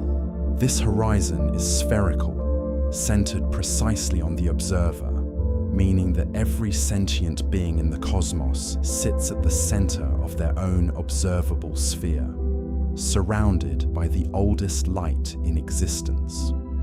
Beyond this sphere lies the global universe, a region of space that we know must exist, yet from which no signal has ever reached us, and perhaps, due to the accelerating expansion of space, no signal ever will. The galaxies located in these unobservable regions are drifting away from us faster than the speed of light. not because they are moving through space, but because the space between us and them is generating more of itself, stretching the distance faster than a photon can traverse it. This creates a strange and quiet form of isolation, where vast archipelagos of matter are forever severed from our causal reality, existing in a state of absolute elsewhere that can never affect us, and which we can never affect. There is a profound safety in this separation, a quarantine of causality that ensures the universe remains stable. If we could interact with everything instantly, if gravity and light could reach across infinite distances without delay, the universe would be a chaotic cacophony of forces, a system overwhelmed by its own connectivity.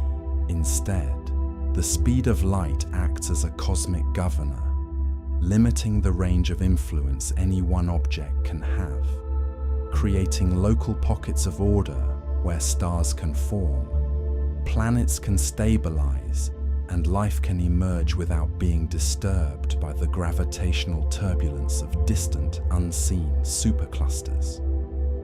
The horizon, therefore, is not a prison wall, but a protective embrace, defining the boundaries of our relevant reality and allowing us to exist in a calm, causal bubble within the infinite dark.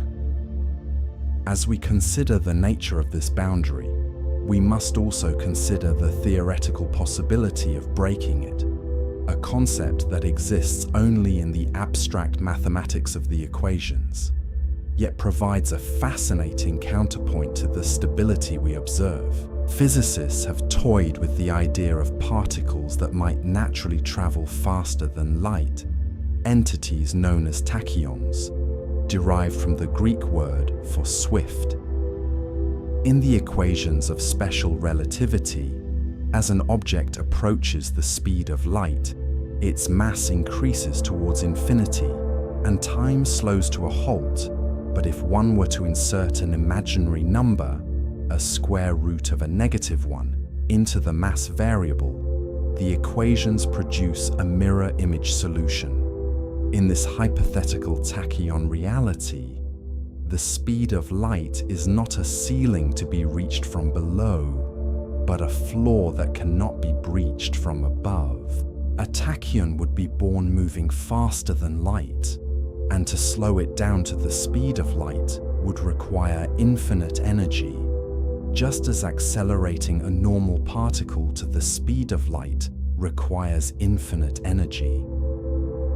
These theoretical particles would live their entire existence on the other side of the limit, forever separated from our tardionic matter, unable to interact with the atoms that make up our bodies and our stars. But the implications of such a particle introduce a deep philosophical vertigo. For if a tachyon could transmit information faster than light, it would, according to the geometry of Minkowski space, also be capable of traveling backwards in time. A signal sent via tachyons could arrive before it was sent, creating a violation of causality where the effect precedes the cause, allowing for paradoxes that would unravel the logical fabric of the universe. The fact that we have never observed a tachyon and that the universe seems strictly governed by the forward flow of time suggests that the speed limit is absolute for a reason. It preserves the narrative sequence of reality.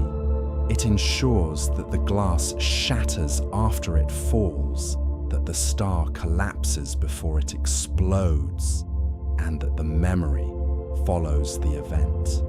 The prohibition against faster-than-light travel is, in essence, a prohibition against chaos, a fundamental rule that maintains the sanctity of the timeline.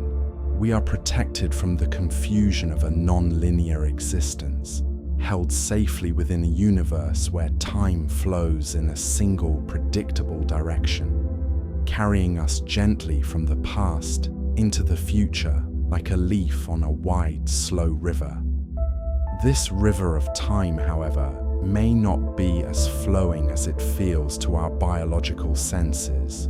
For when we view the universe through the lens of general relativity, the distinction between past, present, and future begins to dissolve into a single, static structure. Einstein's revolution did not just change how we measure speed, it changed the very architecture of existence, suggesting that we live in what physicists call a block universe. In this four-dimensional view, space and time are fused into a single manifold called space-time, a solid block where every event that has ever happened and every event that will ever happen exists simultaneously. Just as the city of Paris exists at the same time as the city of London, separated only by space, the year 1920 exists at the same time as the year 2020, separated only by the dimension we call time.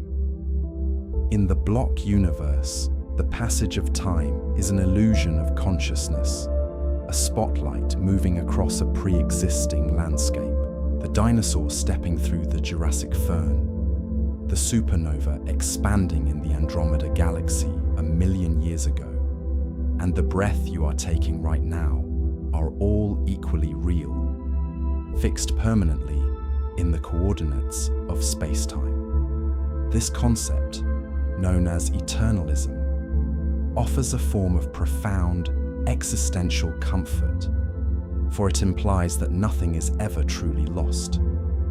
The moments of the past do not vanish into non-existence.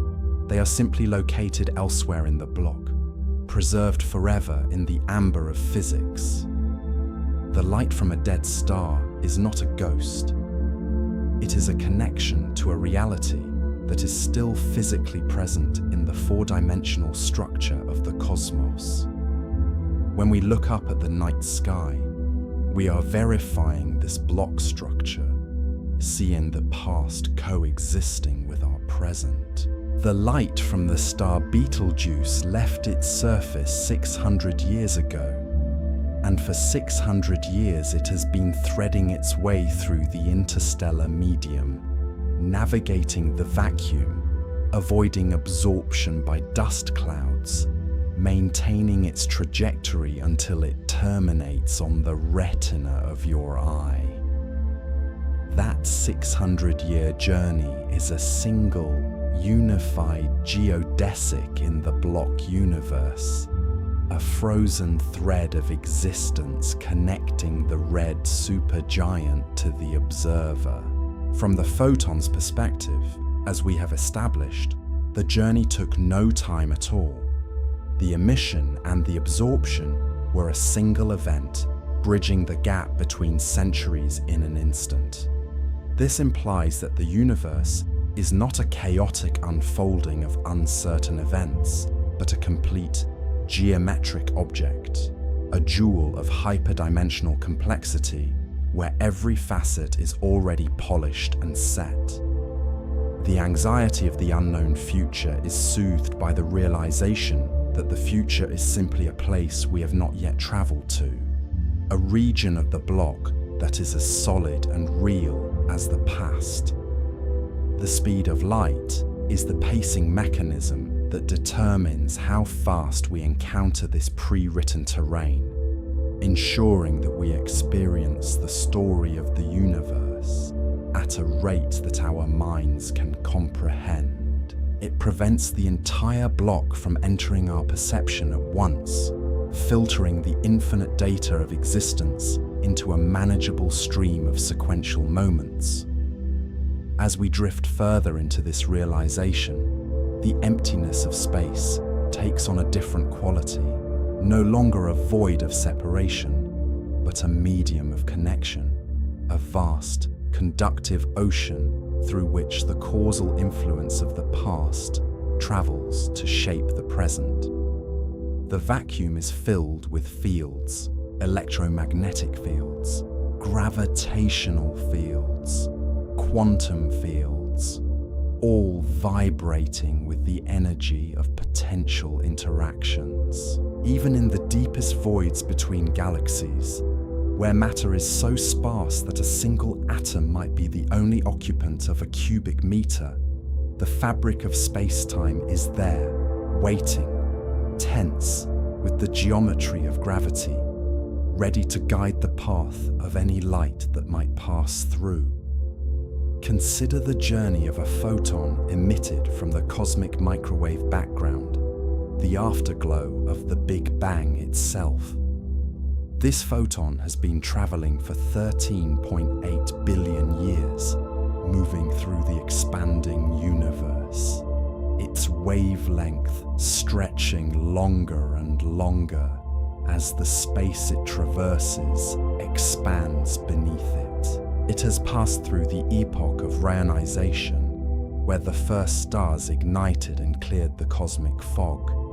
It has flown past the formation of the first galaxies, witnessing the chaotic mergers of gas and dust. It has skirted the event horizons of supermassive black holes, bending slightly in their gravitational wells, but escaping capture. For billions of years, it has traveled through the silence, through the dark, carrying the thermal imprint of the universe's birth. And now, after an eternity of solitude, it arrives here. It enters the atmosphere of our planet, scattering slightly off molecules of nitrogen and oxygen, and perhaps ends its journey by striking a detector in a radio telescope, or perhaps simply fading into the warmth of the ground. This photon is a messenger from the beginning of time, delivering a report on the state of the universe when it was merely a hot, dense plasma. The fact that we can receive this message, that the information has been preserved across such vast gulfs of time and space, is a testament to the fidelity of the laws of physics. The speed of light ensured its safe passage, regulating its velocity, preserving its causality, keeping the data intact until the moment of its arrival. This reliability is the bedrock of our understanding. If the speed of light were capricious, if it fluctuated with the mood of the cosmos, history would be unreadable.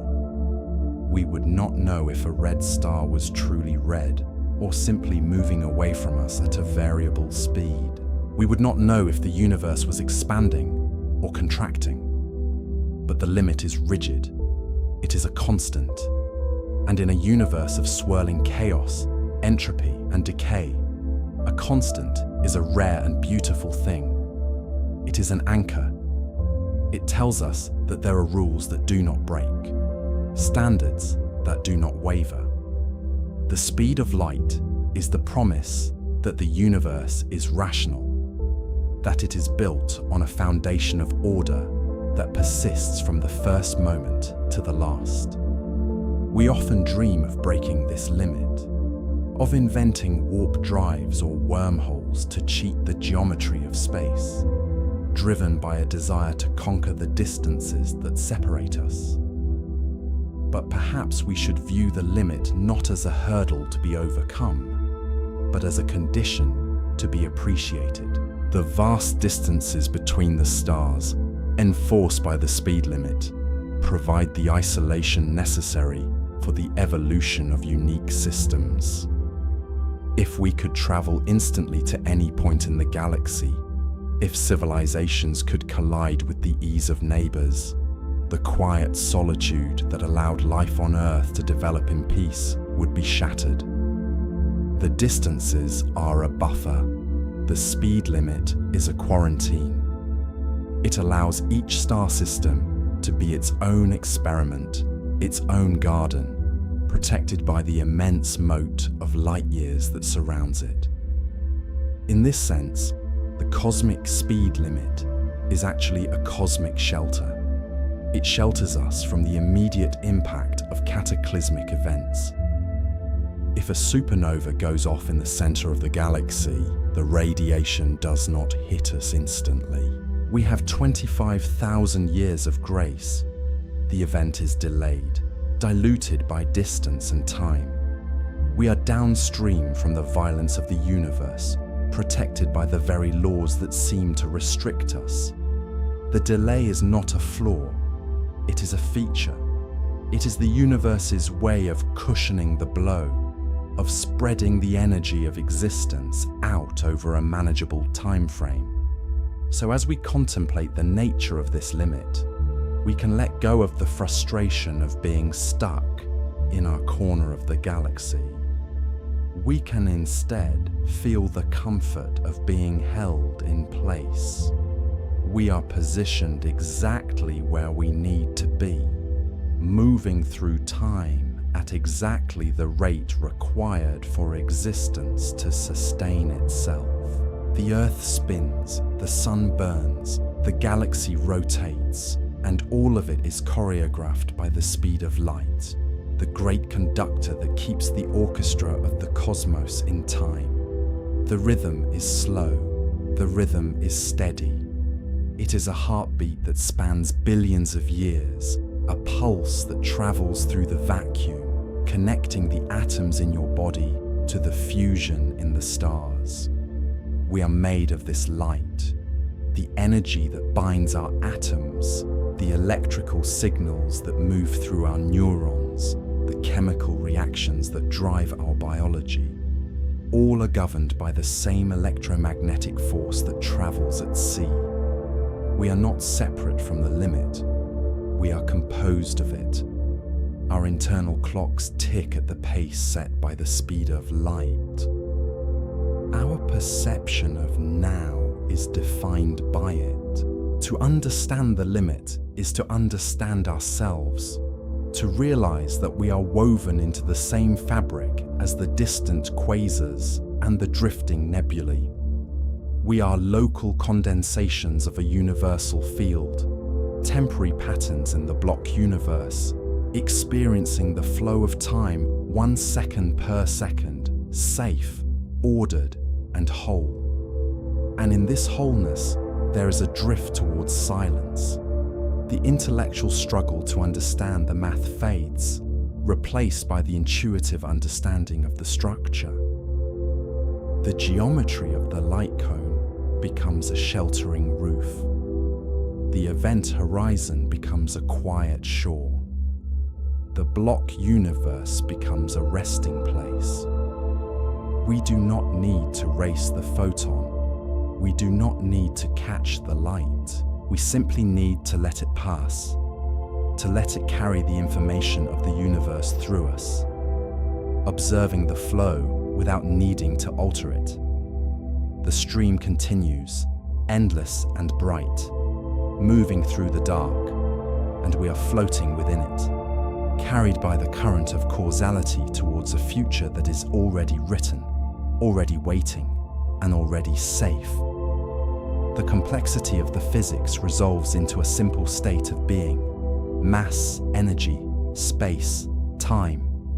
These are just names we give to the different textures of the silence. The tension of the paradoxes relaxes. The train has arrived at the station. The twin has returned home. The lightning has struck. The equations are balanced to zero. What remains is the feeling of weightlessness, the sensation of drifting in a void that is not empty, but full of potential, full of the quiet, humming energy of a universe that knows exactly how fast it needs to go. To truly understand the limit, we must first dismantle our intuition regarding the stage upon which this play is performed. For we often imagine space as a hollow container, a rigid box of infinite blackness where stars and planets hang like ornaments. And we imagine time as a separate, relentless metronome ticking away in the background, unaffected by the objects within it. This was the Newtonian view. a comfortable and logical assumption that served humanity well for centuries. Yet it was an assumption that ultimately proved to be an illusion, a simplification of a much more complex and elegant reality that Einstein and his contemporaries began to uncover in the early 20th century. We must replace this rigid box with something fluid, something dynamic, a structure known as the space-time manifold, where the three dimensions of space and the single dimension of time are woven together into a single indivisible fabric. Hermann Minkowski, a mathematician who had once taught Einstein, looked at the emerging equations of special relativity and realized that the distinction between space and time was artificial, declaring that henceforth space by itself and time by itself are doomed to fade away into mere shadows, and only a kind of union of the two will preserve an independent reality. This union creates a four-dimensional geometry that is difficult for the human mind to visualize, but essential for the soul to understand, because it implies that the universe is not a series of fleeting moments that vanish into the past, but rather a solid block of existence where every event that has ever happened and every event that will ever happen occupies a specific coordinate within the manifold. We can visualize this concept as a loaf of bread, where each slice represents a specific moment in time for a specific observer. But the loaf itself exists in its entirety, a static and perfect object, where the dinosaurs roar and the supernova's explosion and the quiet breath you are taking right now are all equally real, simply located at different points along the temporal axis. This is the concept of the block universe, a perspective that removes the anxiety of the ticking clock, suggesting instead that time is simply another direction in which we travel, much like moving north or south, although our biological consciousness forces us to perceive it as a continuous flow, rather than a landscape we inhabit. Within this landscape, every object traces a path known as a world line, a permanent streak through the space-time block that maps its history from creation to destruction. And it is here, in the geometry of these world lines, that the speed of light reveals its true nature, not as a velocity, but as a conversion factor. The speed of light, which we denote as c, is the exchange rate between space and time, the fundamental constant that defines how much space is equivalent to how much time, just as a conversion rate defines how many kilometers are in a mile. When we move through space, we are trading our movement through time, tilting our world line within the block, which brings us to the profound realization that everything in the universe is always moving at the speed of light. But this motion is distributed between the spatial dimensions and the temporal dimension. If you are sitting perfectly still in your chair, you are moving through the dimension of time at the maximum possible speed, creating a straight line through the temporal axis of the block universe, aging at the standard rate of 1 second per second. However, if you were to stand up and begin to walk, you would be diverting a tiny fraction of that velocity into the spatial dimensions, which means, mathematically, you must move slightly slower through time, a phenomenon that is imperceptible at human walking speeds, but becomes the governing law of existence as we approach the cosmic limit. As an object accelerates, pouring more and more of its total velocity into movement through space, it has less velocity available for movement through time, causing its internal clock to slow down relative to a stationary observer, a phenomenon known as time dilation. This is not a mechanical failure of the clock, nor is it a trick of perception, but a fundamental geometric rotation of the object's world line within the four-dimensional manifold. We can follow this logic to its ultimate conclusion, to the edge of the envelope where the photon resides. For if an object were to accelerate all the way to the speed of light, it would be directing 100% of its motion into space, leaving absolutely zero velocity for its motion through time. This brings us to the quiet paradox of the photon's existence. For while we perceive light taking 8 minutes to travel from the sun to the Earth, or millions of years to travel from a distant galaxy to our telescopes, the photon itself experiences no time whatsoever. From the perspective of a beam of light, the moment it is emitted from the fusion core of a star and the moment it is absorbed by the retina of your eye are the exact same moment, occurring instantaneously, with no passage of time in between.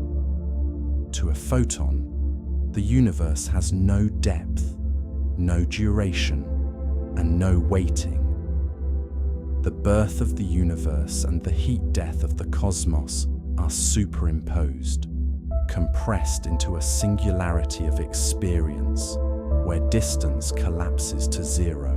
This implies that for light, the universe is not a vast, empty void that must be crossed with great effort, but rather a connected point of contact, meaning that when you look up at the night sky and see the twinkle of a star that has traveled for 1,000 years, you are intimately connected to that star across the bridge of zero time.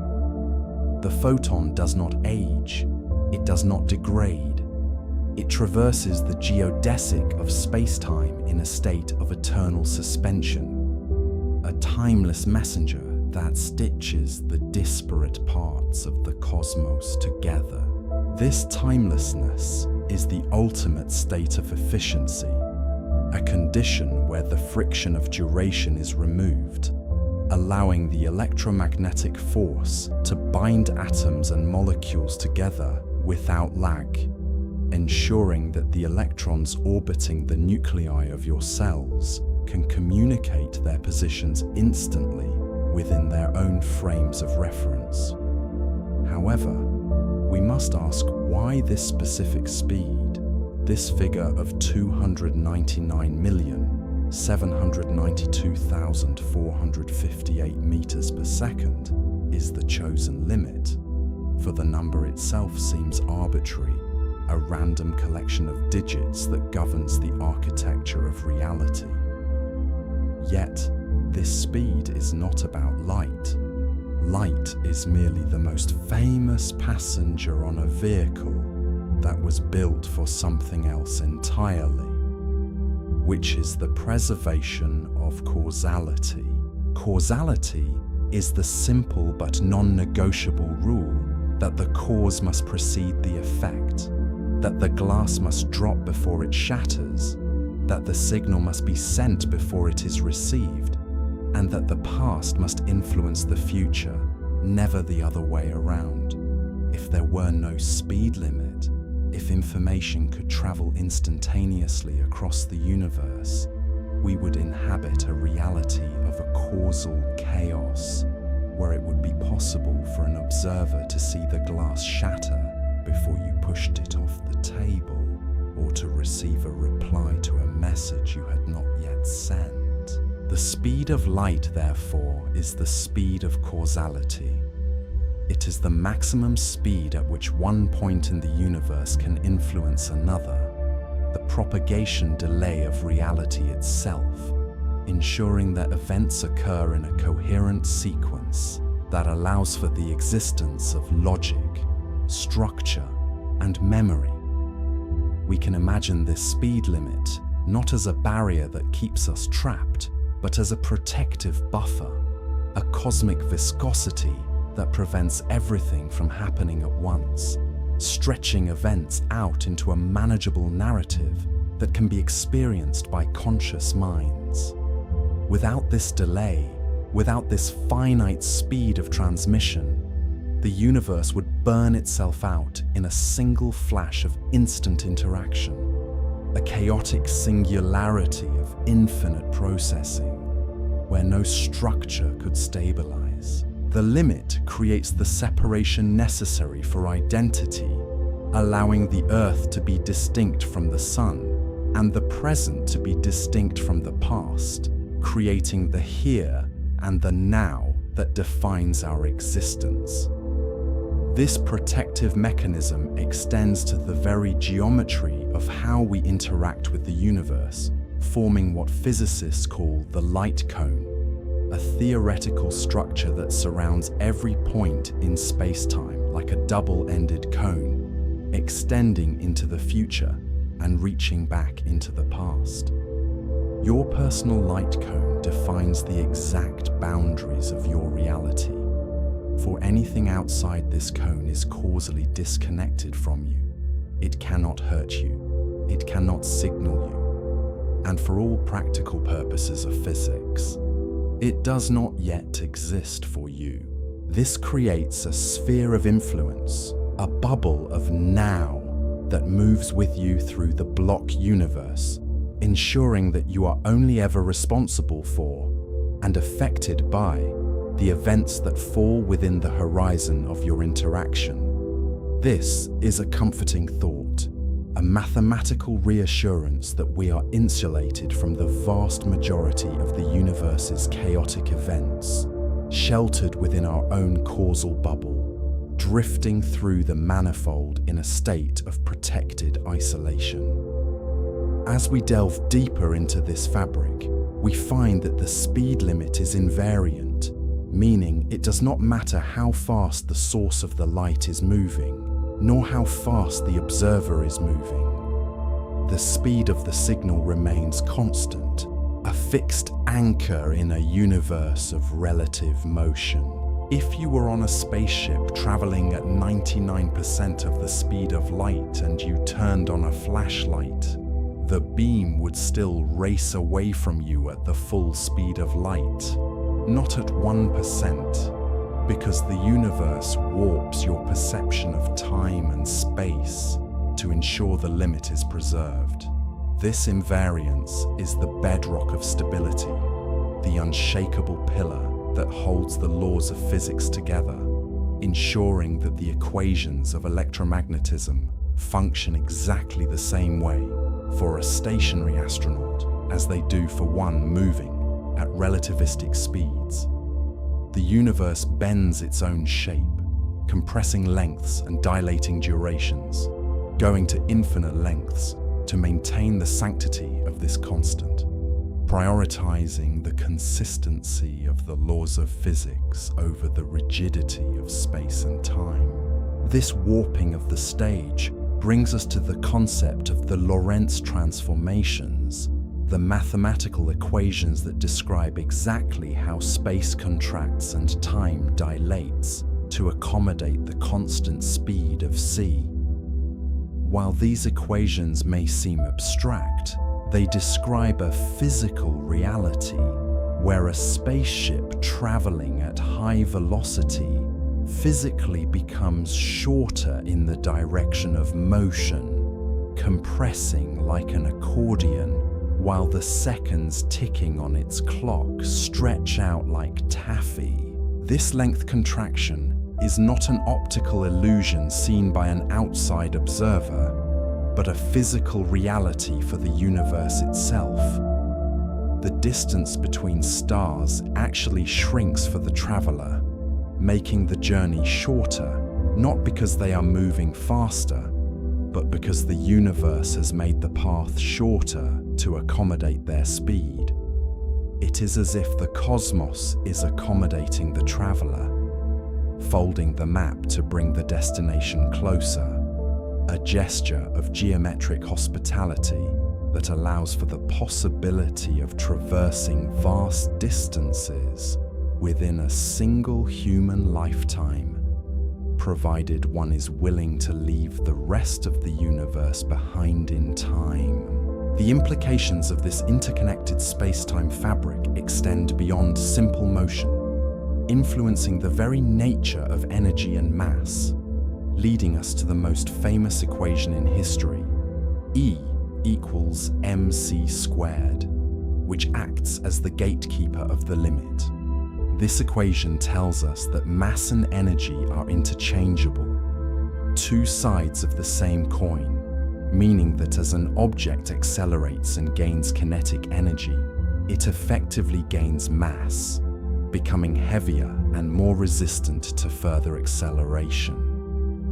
As we push an object closer to the speed of light, its mass increases exponentially, approaching infinity as it nears the limit, requiring an infinite amount of energy to push it that last fraction of a percent. This is the soft wall of the universe, a mechanism that prevents massive objects from breaking the causal structure, not by hitting a hard barrier, but by becoming infinitely heavy, sinking into the fabric of space-time until they can accelerate no more.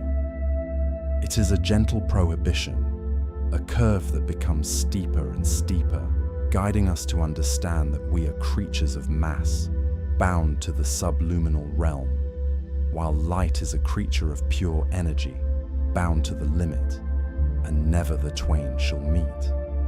This separation of domains ensures that matter, which constitutes our bodies and our planets, remains stable and coherent, able to form bonds and structures, while energy remains dynamic and fast, able to transmit information and heat. If electrons could travel at the speed of light, they would possess infinite mass, and the delicate orbital dance that allows for chemistry and biology would collapse under the weight of infinite inertia, rendering life impossible.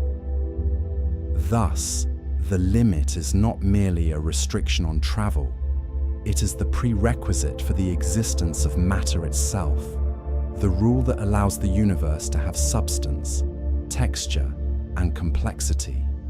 We must also consider how this limit interacts with the force that shapes the cosmos most visibly. Gravity, which Einstein revealed, is not a force in the traditional sense, but a curvature of the space-time manifold itself. Just as a heavy ball placed on a trampoline causes the fabric to dip and curve, massive objects like stars and black holes create depressions in the fabric of space-time, and we perceive the motion of objects following these curves as gravity. However, even this curvature, this warping of the stage, must obey the speed limit, meaning that if the sun were to suddenly vanish from existence, the Earth would continue to orbit the empty space where the sun used to be for exactly 8 minutes and 20 seconds.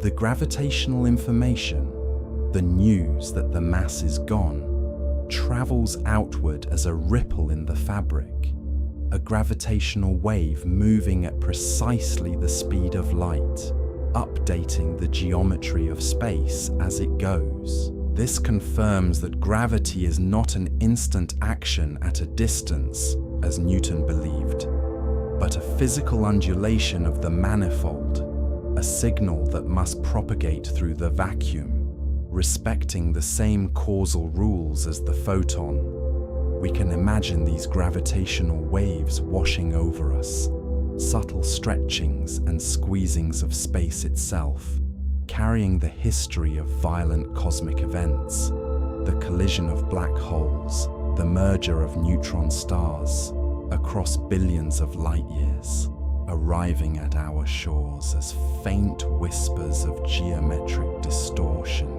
These waves are the texture of the universe, the vibrating hum of the space-time drumhead, proving that the vacuum is not empty, but is a medium capable of carrying the weight of the stars, a medium that has stiffness, elasticity, and a specific speed of sound, which happens to be the speed of light. The unification of these concepts, time dilation, length contraction, the block universe, and the speed of causality, paints a picture of a universe that is far more interconnected and structured than our daily experience suggests. We live inside a giant geometric object, a four-dimensional sculpture where every event is a fixed point, and the speed of light is the scale of the sculpture, the ratio that determines its proportions. When we look at the stars, we are looking back through the block, peering down the long tunnel of world lines, seeing the universe as it was, not as it is, which means the night sky is a museum of history, a projection of the past onto the present. We are never seeing the universe in its current state. We are always viewing a delayed broadcast, a reality that has already happened, filtered through the protective delay of the speed limit. This delay creates a sense of solitude, perhaps, as we realize we can never touch the present moment of a distant galaxy. But it also creates a sense of order, a guarantee that the universe is unfolding in a sequence that cannot be scrambled. The light that reaches us from the Andromeda galaxy left its source 2.5 million years ago, when early hominids were just beginning to walk the plains of Africa. And in that time, the light has crossed the intergalactic void, silent and unaging, carrying the image of that galaxy intact, preserving the information until it could be received by us. This preservation is the gift of the limit. Without it, the information would have dispersed or arrived out of order. But the limit acts as a cosmic courier, ensuring the package arrives safely, regardless of the distance or the time elapsed. As we drift deeper into this understanding, we can begin to see the universe not as a chaotic explosion, but as a slow, unfolding flower, a structure expanding and evolving at a pace dictated by the laws of relativity. The fabric of space-time is stretching, carrying the galaxies away from each other. But even this expansion is governed by the interplay of energy and geometry. The vast distances between the stars are not barriers. They are the insulation that keeps the systems thermalized and stable, preventing the radiation of one star from instantly cooking the planets of another. The silence of the void is the result of this spacing, the result of a universe that has given itself room to breathe, room to grow, and time to evolve.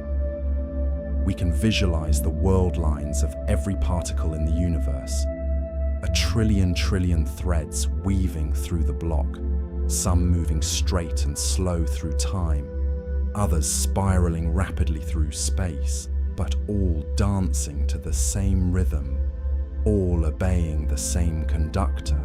The electron in your fingertip and the quasar at the edge of the visible universe are both subject to the same Lorentz transformations, both bending their paths through the manifold to respect the limit.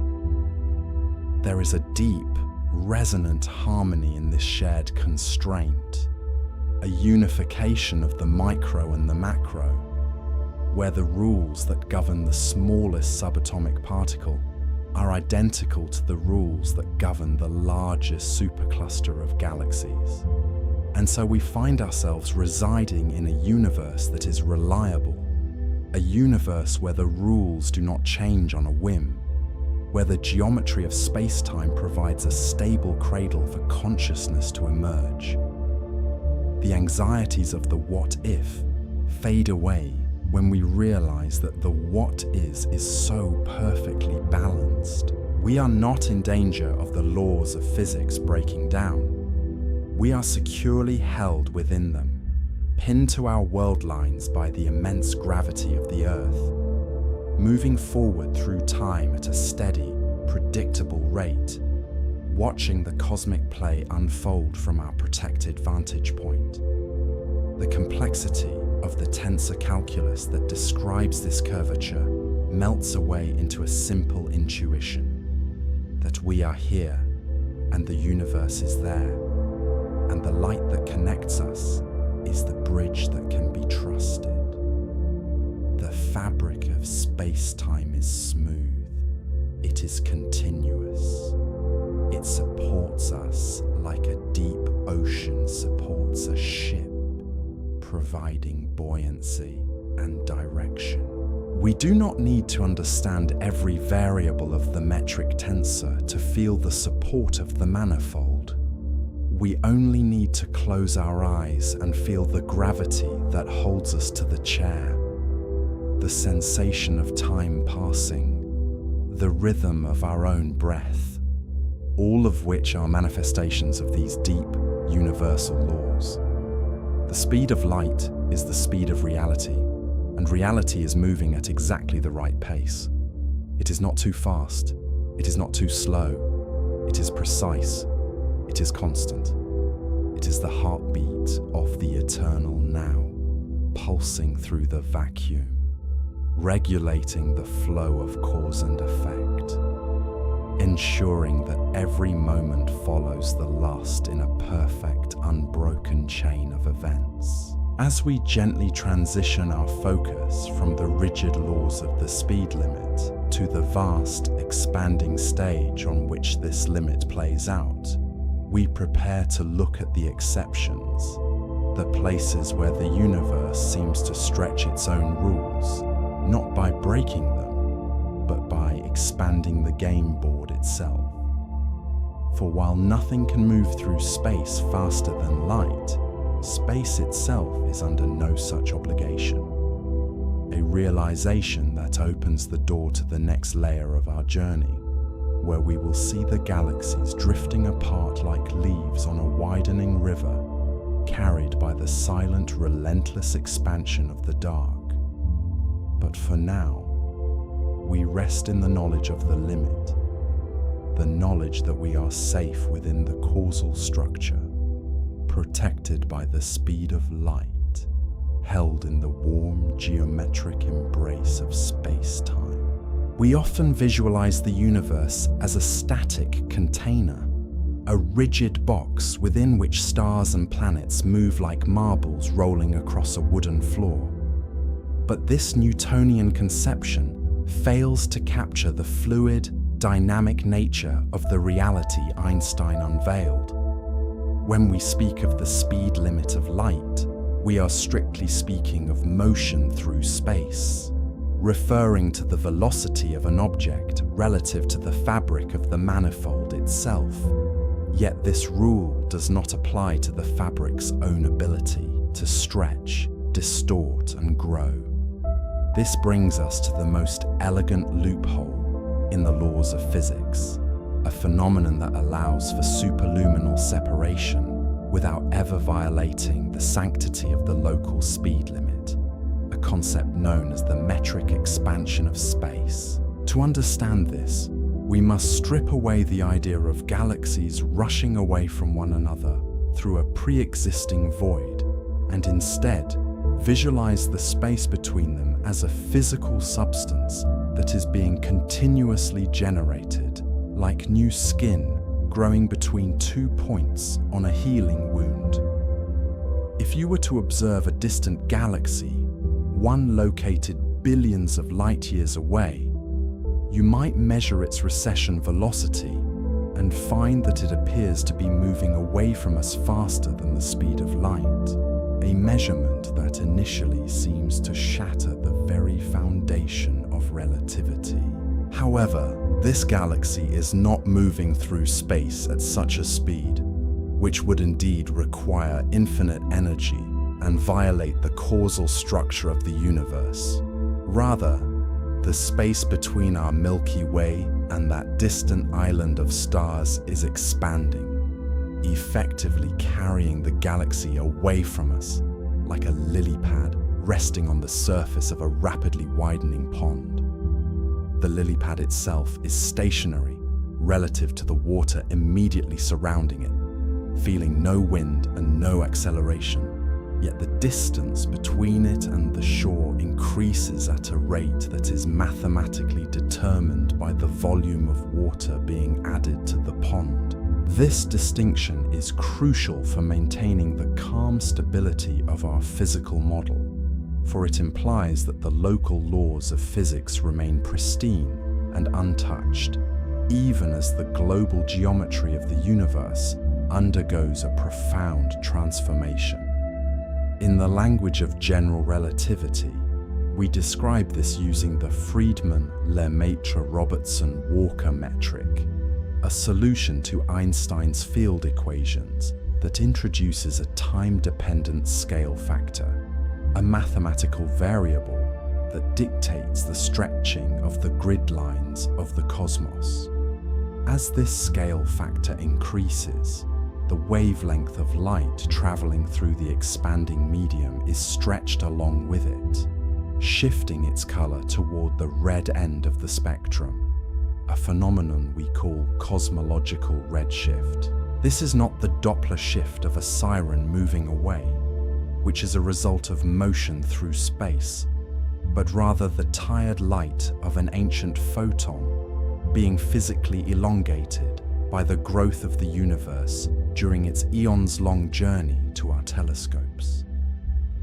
There is a deep, quiet melancholy to this expansion, a sense of gentle isolation that is not frightening, but rather indicative of the vast scales on which reality operates.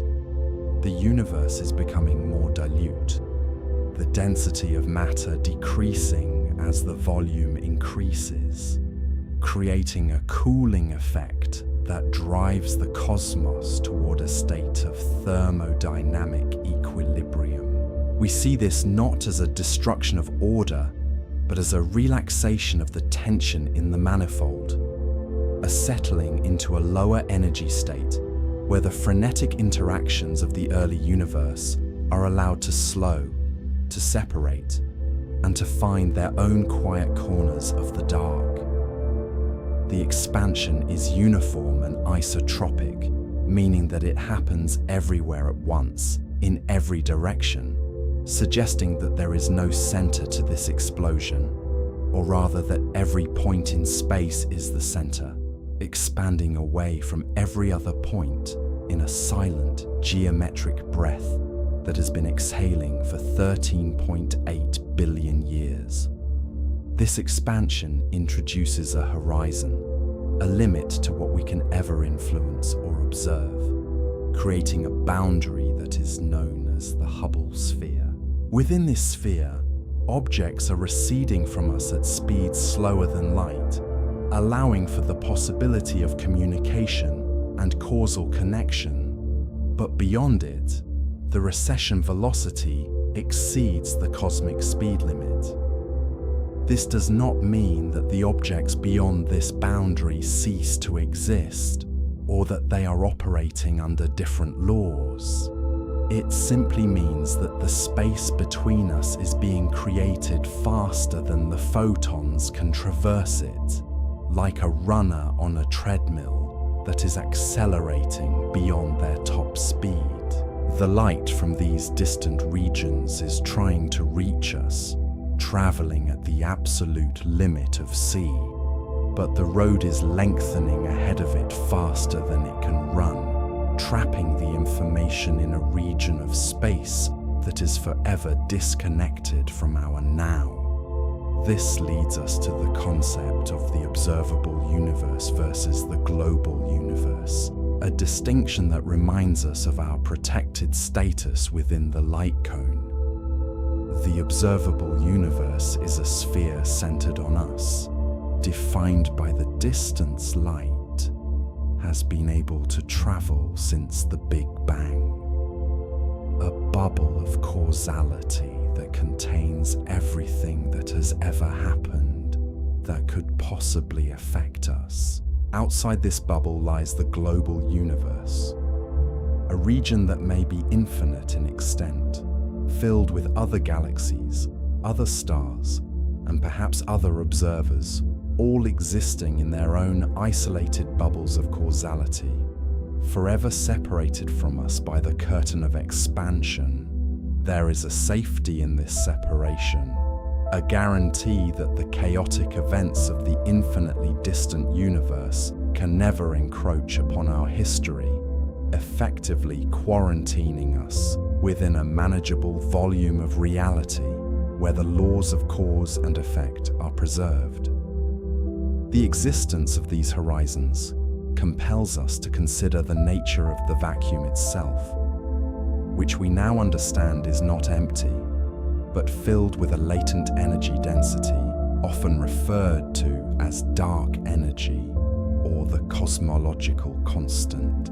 This energy is a property of space itself, meaning that as space expands, the amount of this energy increases, maintaining a constant density that acts as a repulsive force, gently pushing the universe apart. Unlike gravity, which pulls matter together and seeks to collapse the manifold into a singularity, this expansive pressure seeks to smooth out the wrinkles of space-time, driving the universe toward a state of perfect flatness and uniformity. It is a balancing act between the attractive pull of matter and the repulsive push of the vacuum, a cosmic tug-of-war that dictates the ultimate fate of the universe, yet it proceeds with such slowness, such deliberate pacing, that on the scale of human civilization, or even the life of a star, the effects are imperceptible, visible only when we look across the deepest gulfs of time. As we drift further into this understanding of expansion, we must address the nature of the edge. For the human mind instinctively seeks a boundary, a wall where the universe stops and nothing begins. However, the geometry of the cosmos suggests something far more complex and comforting than a simple edge. It suggests that the universe may be finite but unbounded, like the surface of a sphere where one can travel forever in a straight line without ever falling off. In this higher dimensional topology, the expansion is not expanding into anything, for space-time contains everything that exists. Rather, the metric itself is scaling up, increasing the distances between coordinates without requiring an external void to accommodate the growth. This removes the anxiety of the outside, for there is no outside, only the internal stretching of the majestic self-contained system that holds us. While the expansion of space allows for effective superluminal separation, it strictly preserves the local speed limit for information, ensuring that no signal can ever overtake a photon. But this brings us to a theoretical detour, a realm of mathematical speculation that questions whether particles could exist that are naturally faster than light. These hypothetical entities, known as tachyons, occupy a strange corner of the equations of special relativity, a mirrored reflection of our reality, where the rules of mass and energy are inverted. In our familiar world, particles with mass require infinite energy to reach the speed of light, effectively trapping them below the barrier. But the equation suggests that for a particle with imaginary mass, a mathematical term involving the square root of a negative number, the speed of light would be a lower limit, a floor rather than a ceiling. For a tachyon, to slow down to the speed of light would require infinite energy, just as accelerating to it does for us, meaning that these particles, if they existed, would be condemned to travel forever faster than C, living their entire existence in the superluminal regime. This concept is seductive to science fiction writers and dreamers who wish to bypass the vast silences between the stars. But when we apply the rigorous logic of the Lorentz transformations to such particles, we find that they introduce a profound instability to the narrative of the universe. Because the sequence of events depends on the observer's velocity, a particle moving faster than light could, for certain observers, appear to move backward in time, arriving at its destination before it departed its source. This violation of causality creates what physicists call an anti-telephone, a device that could theoretically send a signal into the past, allowing one to trigger a mechanism that prevents the signal from ever being sent, creating a paradox that unravels the consistency of history. The universe, in its deep adherence to order, seems to abhor such paradoxes, and despite extensive searches in particle accelerators and cosmic ray detectors, no evidence for tachyons has ever been found. This absence is not a failure of our instruments, but likely a confirmation of the universe's commitment to safety, a rejection of any mechanism that would allow the future to overwrite the past. The speed of light acts as a firewall, preventing the chaos of a causal loops from infecting the timeline, ensuring that history is written with permanent ink, drying instantly as the moment passes. We can therefore view the absence of tachyons not as a missing piece of the puzzle, but as a structural necessity, a design choice that prioritizes the stability of now over the convenience of instantaneous travel.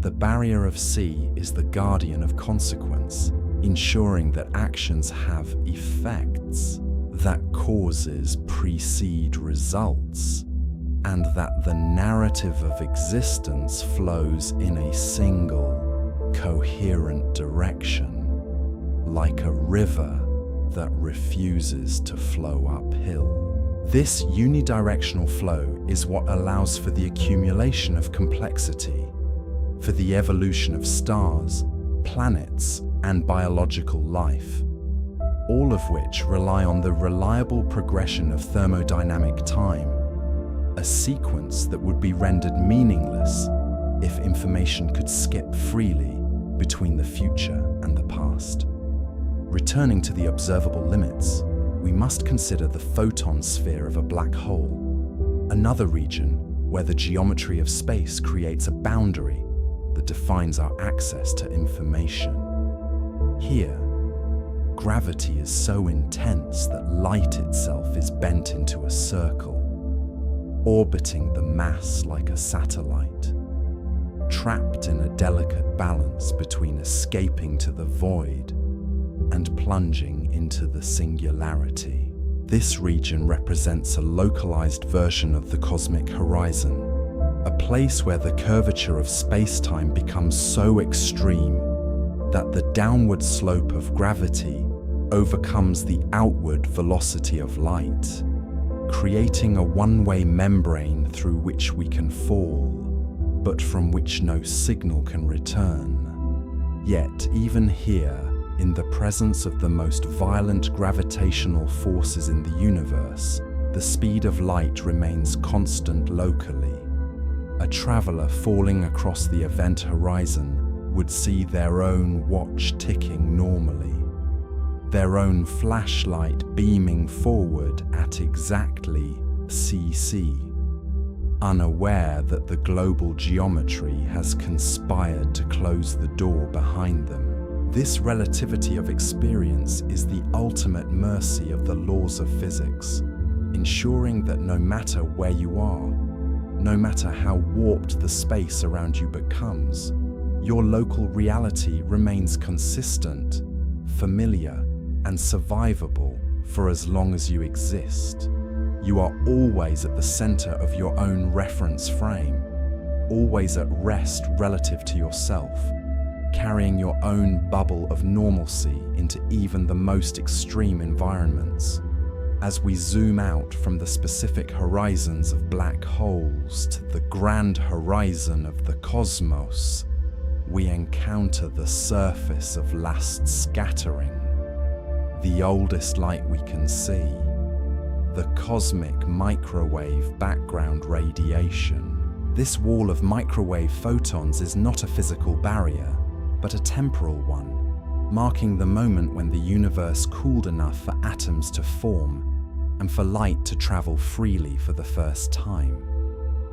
Before this moment, the universe was a hot, dense fog of plasma, opaque and impenetrable, a time when light was trapped in a constant cycle of absorption and re-emission, unable to carry information across any significant distance. The expansion of space has stretched this primordial light by a factor of 1,000, cooling it from the searing heat of a star to the frigid glow of microwaves, shifting it from the visible spectrum into the invisible bands that wash over us constantly, a fossilized relic of the universe's birth. This background radiation serves as the absolute reference frame for the cosmos, a backdrop against which we can measure our own motion, not through space, but through the history of the expansion itself.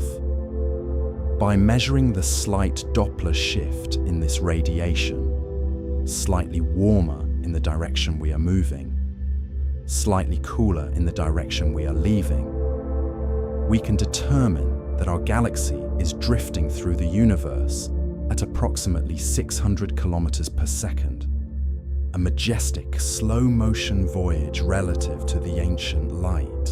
This does not violate relativity, for we are moving relative to the photon bath that fills the universe, not relative to space itself, yet it provides a sense of connection to the totality of the cosmos. A reminder that we are swimming through a sea of photons that has existed for nearly the entire duration of time. The concept of the block universe, or eternalism, naturally arises from these considerations of space-time as a unified four-dimensional structure. If we view the universe from outside, taking the God's eye view that the equations of relativity seem to suggest, we do not see a three-dimensional world changing over time, but rather a four-dimensional block where every event, past, present, and future, exists simultaneously, frozen in the crystal of space-time, like an insect trapped in amber. In this view, the passage of time is an illusion of consciousness, a spotlight moving along the world line of the observer, illuminating one slice of the block at a time, while the entirety of the structure remains permanent and unchanging. This perspective offers a profound form of philosophical comfort, for it implies that the past is not gone, merely located at a different coordinate in the block, just as New York is not gone simply because you are currently in London. The moments of your life, the joys, the quiet evenings, the childhood memories are real, physical structures within the space-time manifold, existing eternally within the geometry of the universe. They are safe. They cannot be erased. The speed of light, acting as the structural limit of this block, determines the angle at which these moments are connected, the slope of the world lines that weave the tapestry of history together. When we look at the stars, we are looking down the corridors of this block universe, peering into the past sections of the manifold. We see the Andromeda galaxy not as it is now, but as it was 2.5 million years ago. its light having traversed the vast distance at the cosmic speed limit, bridging the gap between that coordinate in space-time and our own. We are effectively time travelers, our eyes casting lines into the deep history of the cosmos, connecting our present moment with the ancient events of stellar fusion and galactic rotation. The delay is not a flaw. It is the thickness of the block, the depth of the reality we inhabit. Consider the photon's journey through this block. Born in the heart of a star, it navigates the dense plasma for thousands of years, bouncing randomly until it reaches the surface and breaks free into the void. For the photon, traveling at sea, the concept of duration collapses. The distance between the star and your eye contracts to zero, and the time between its emission and its absorption vanishes. From its perspective, the journey is instantaneous, a singular event where the star and your retina touch directly across the abyss. It is only for us, the massive observers stuck in the slow lane of time, that the journey takes millions of years, allowing us to experience the grandeur of distance, the separation that makes the universe vast and explorable.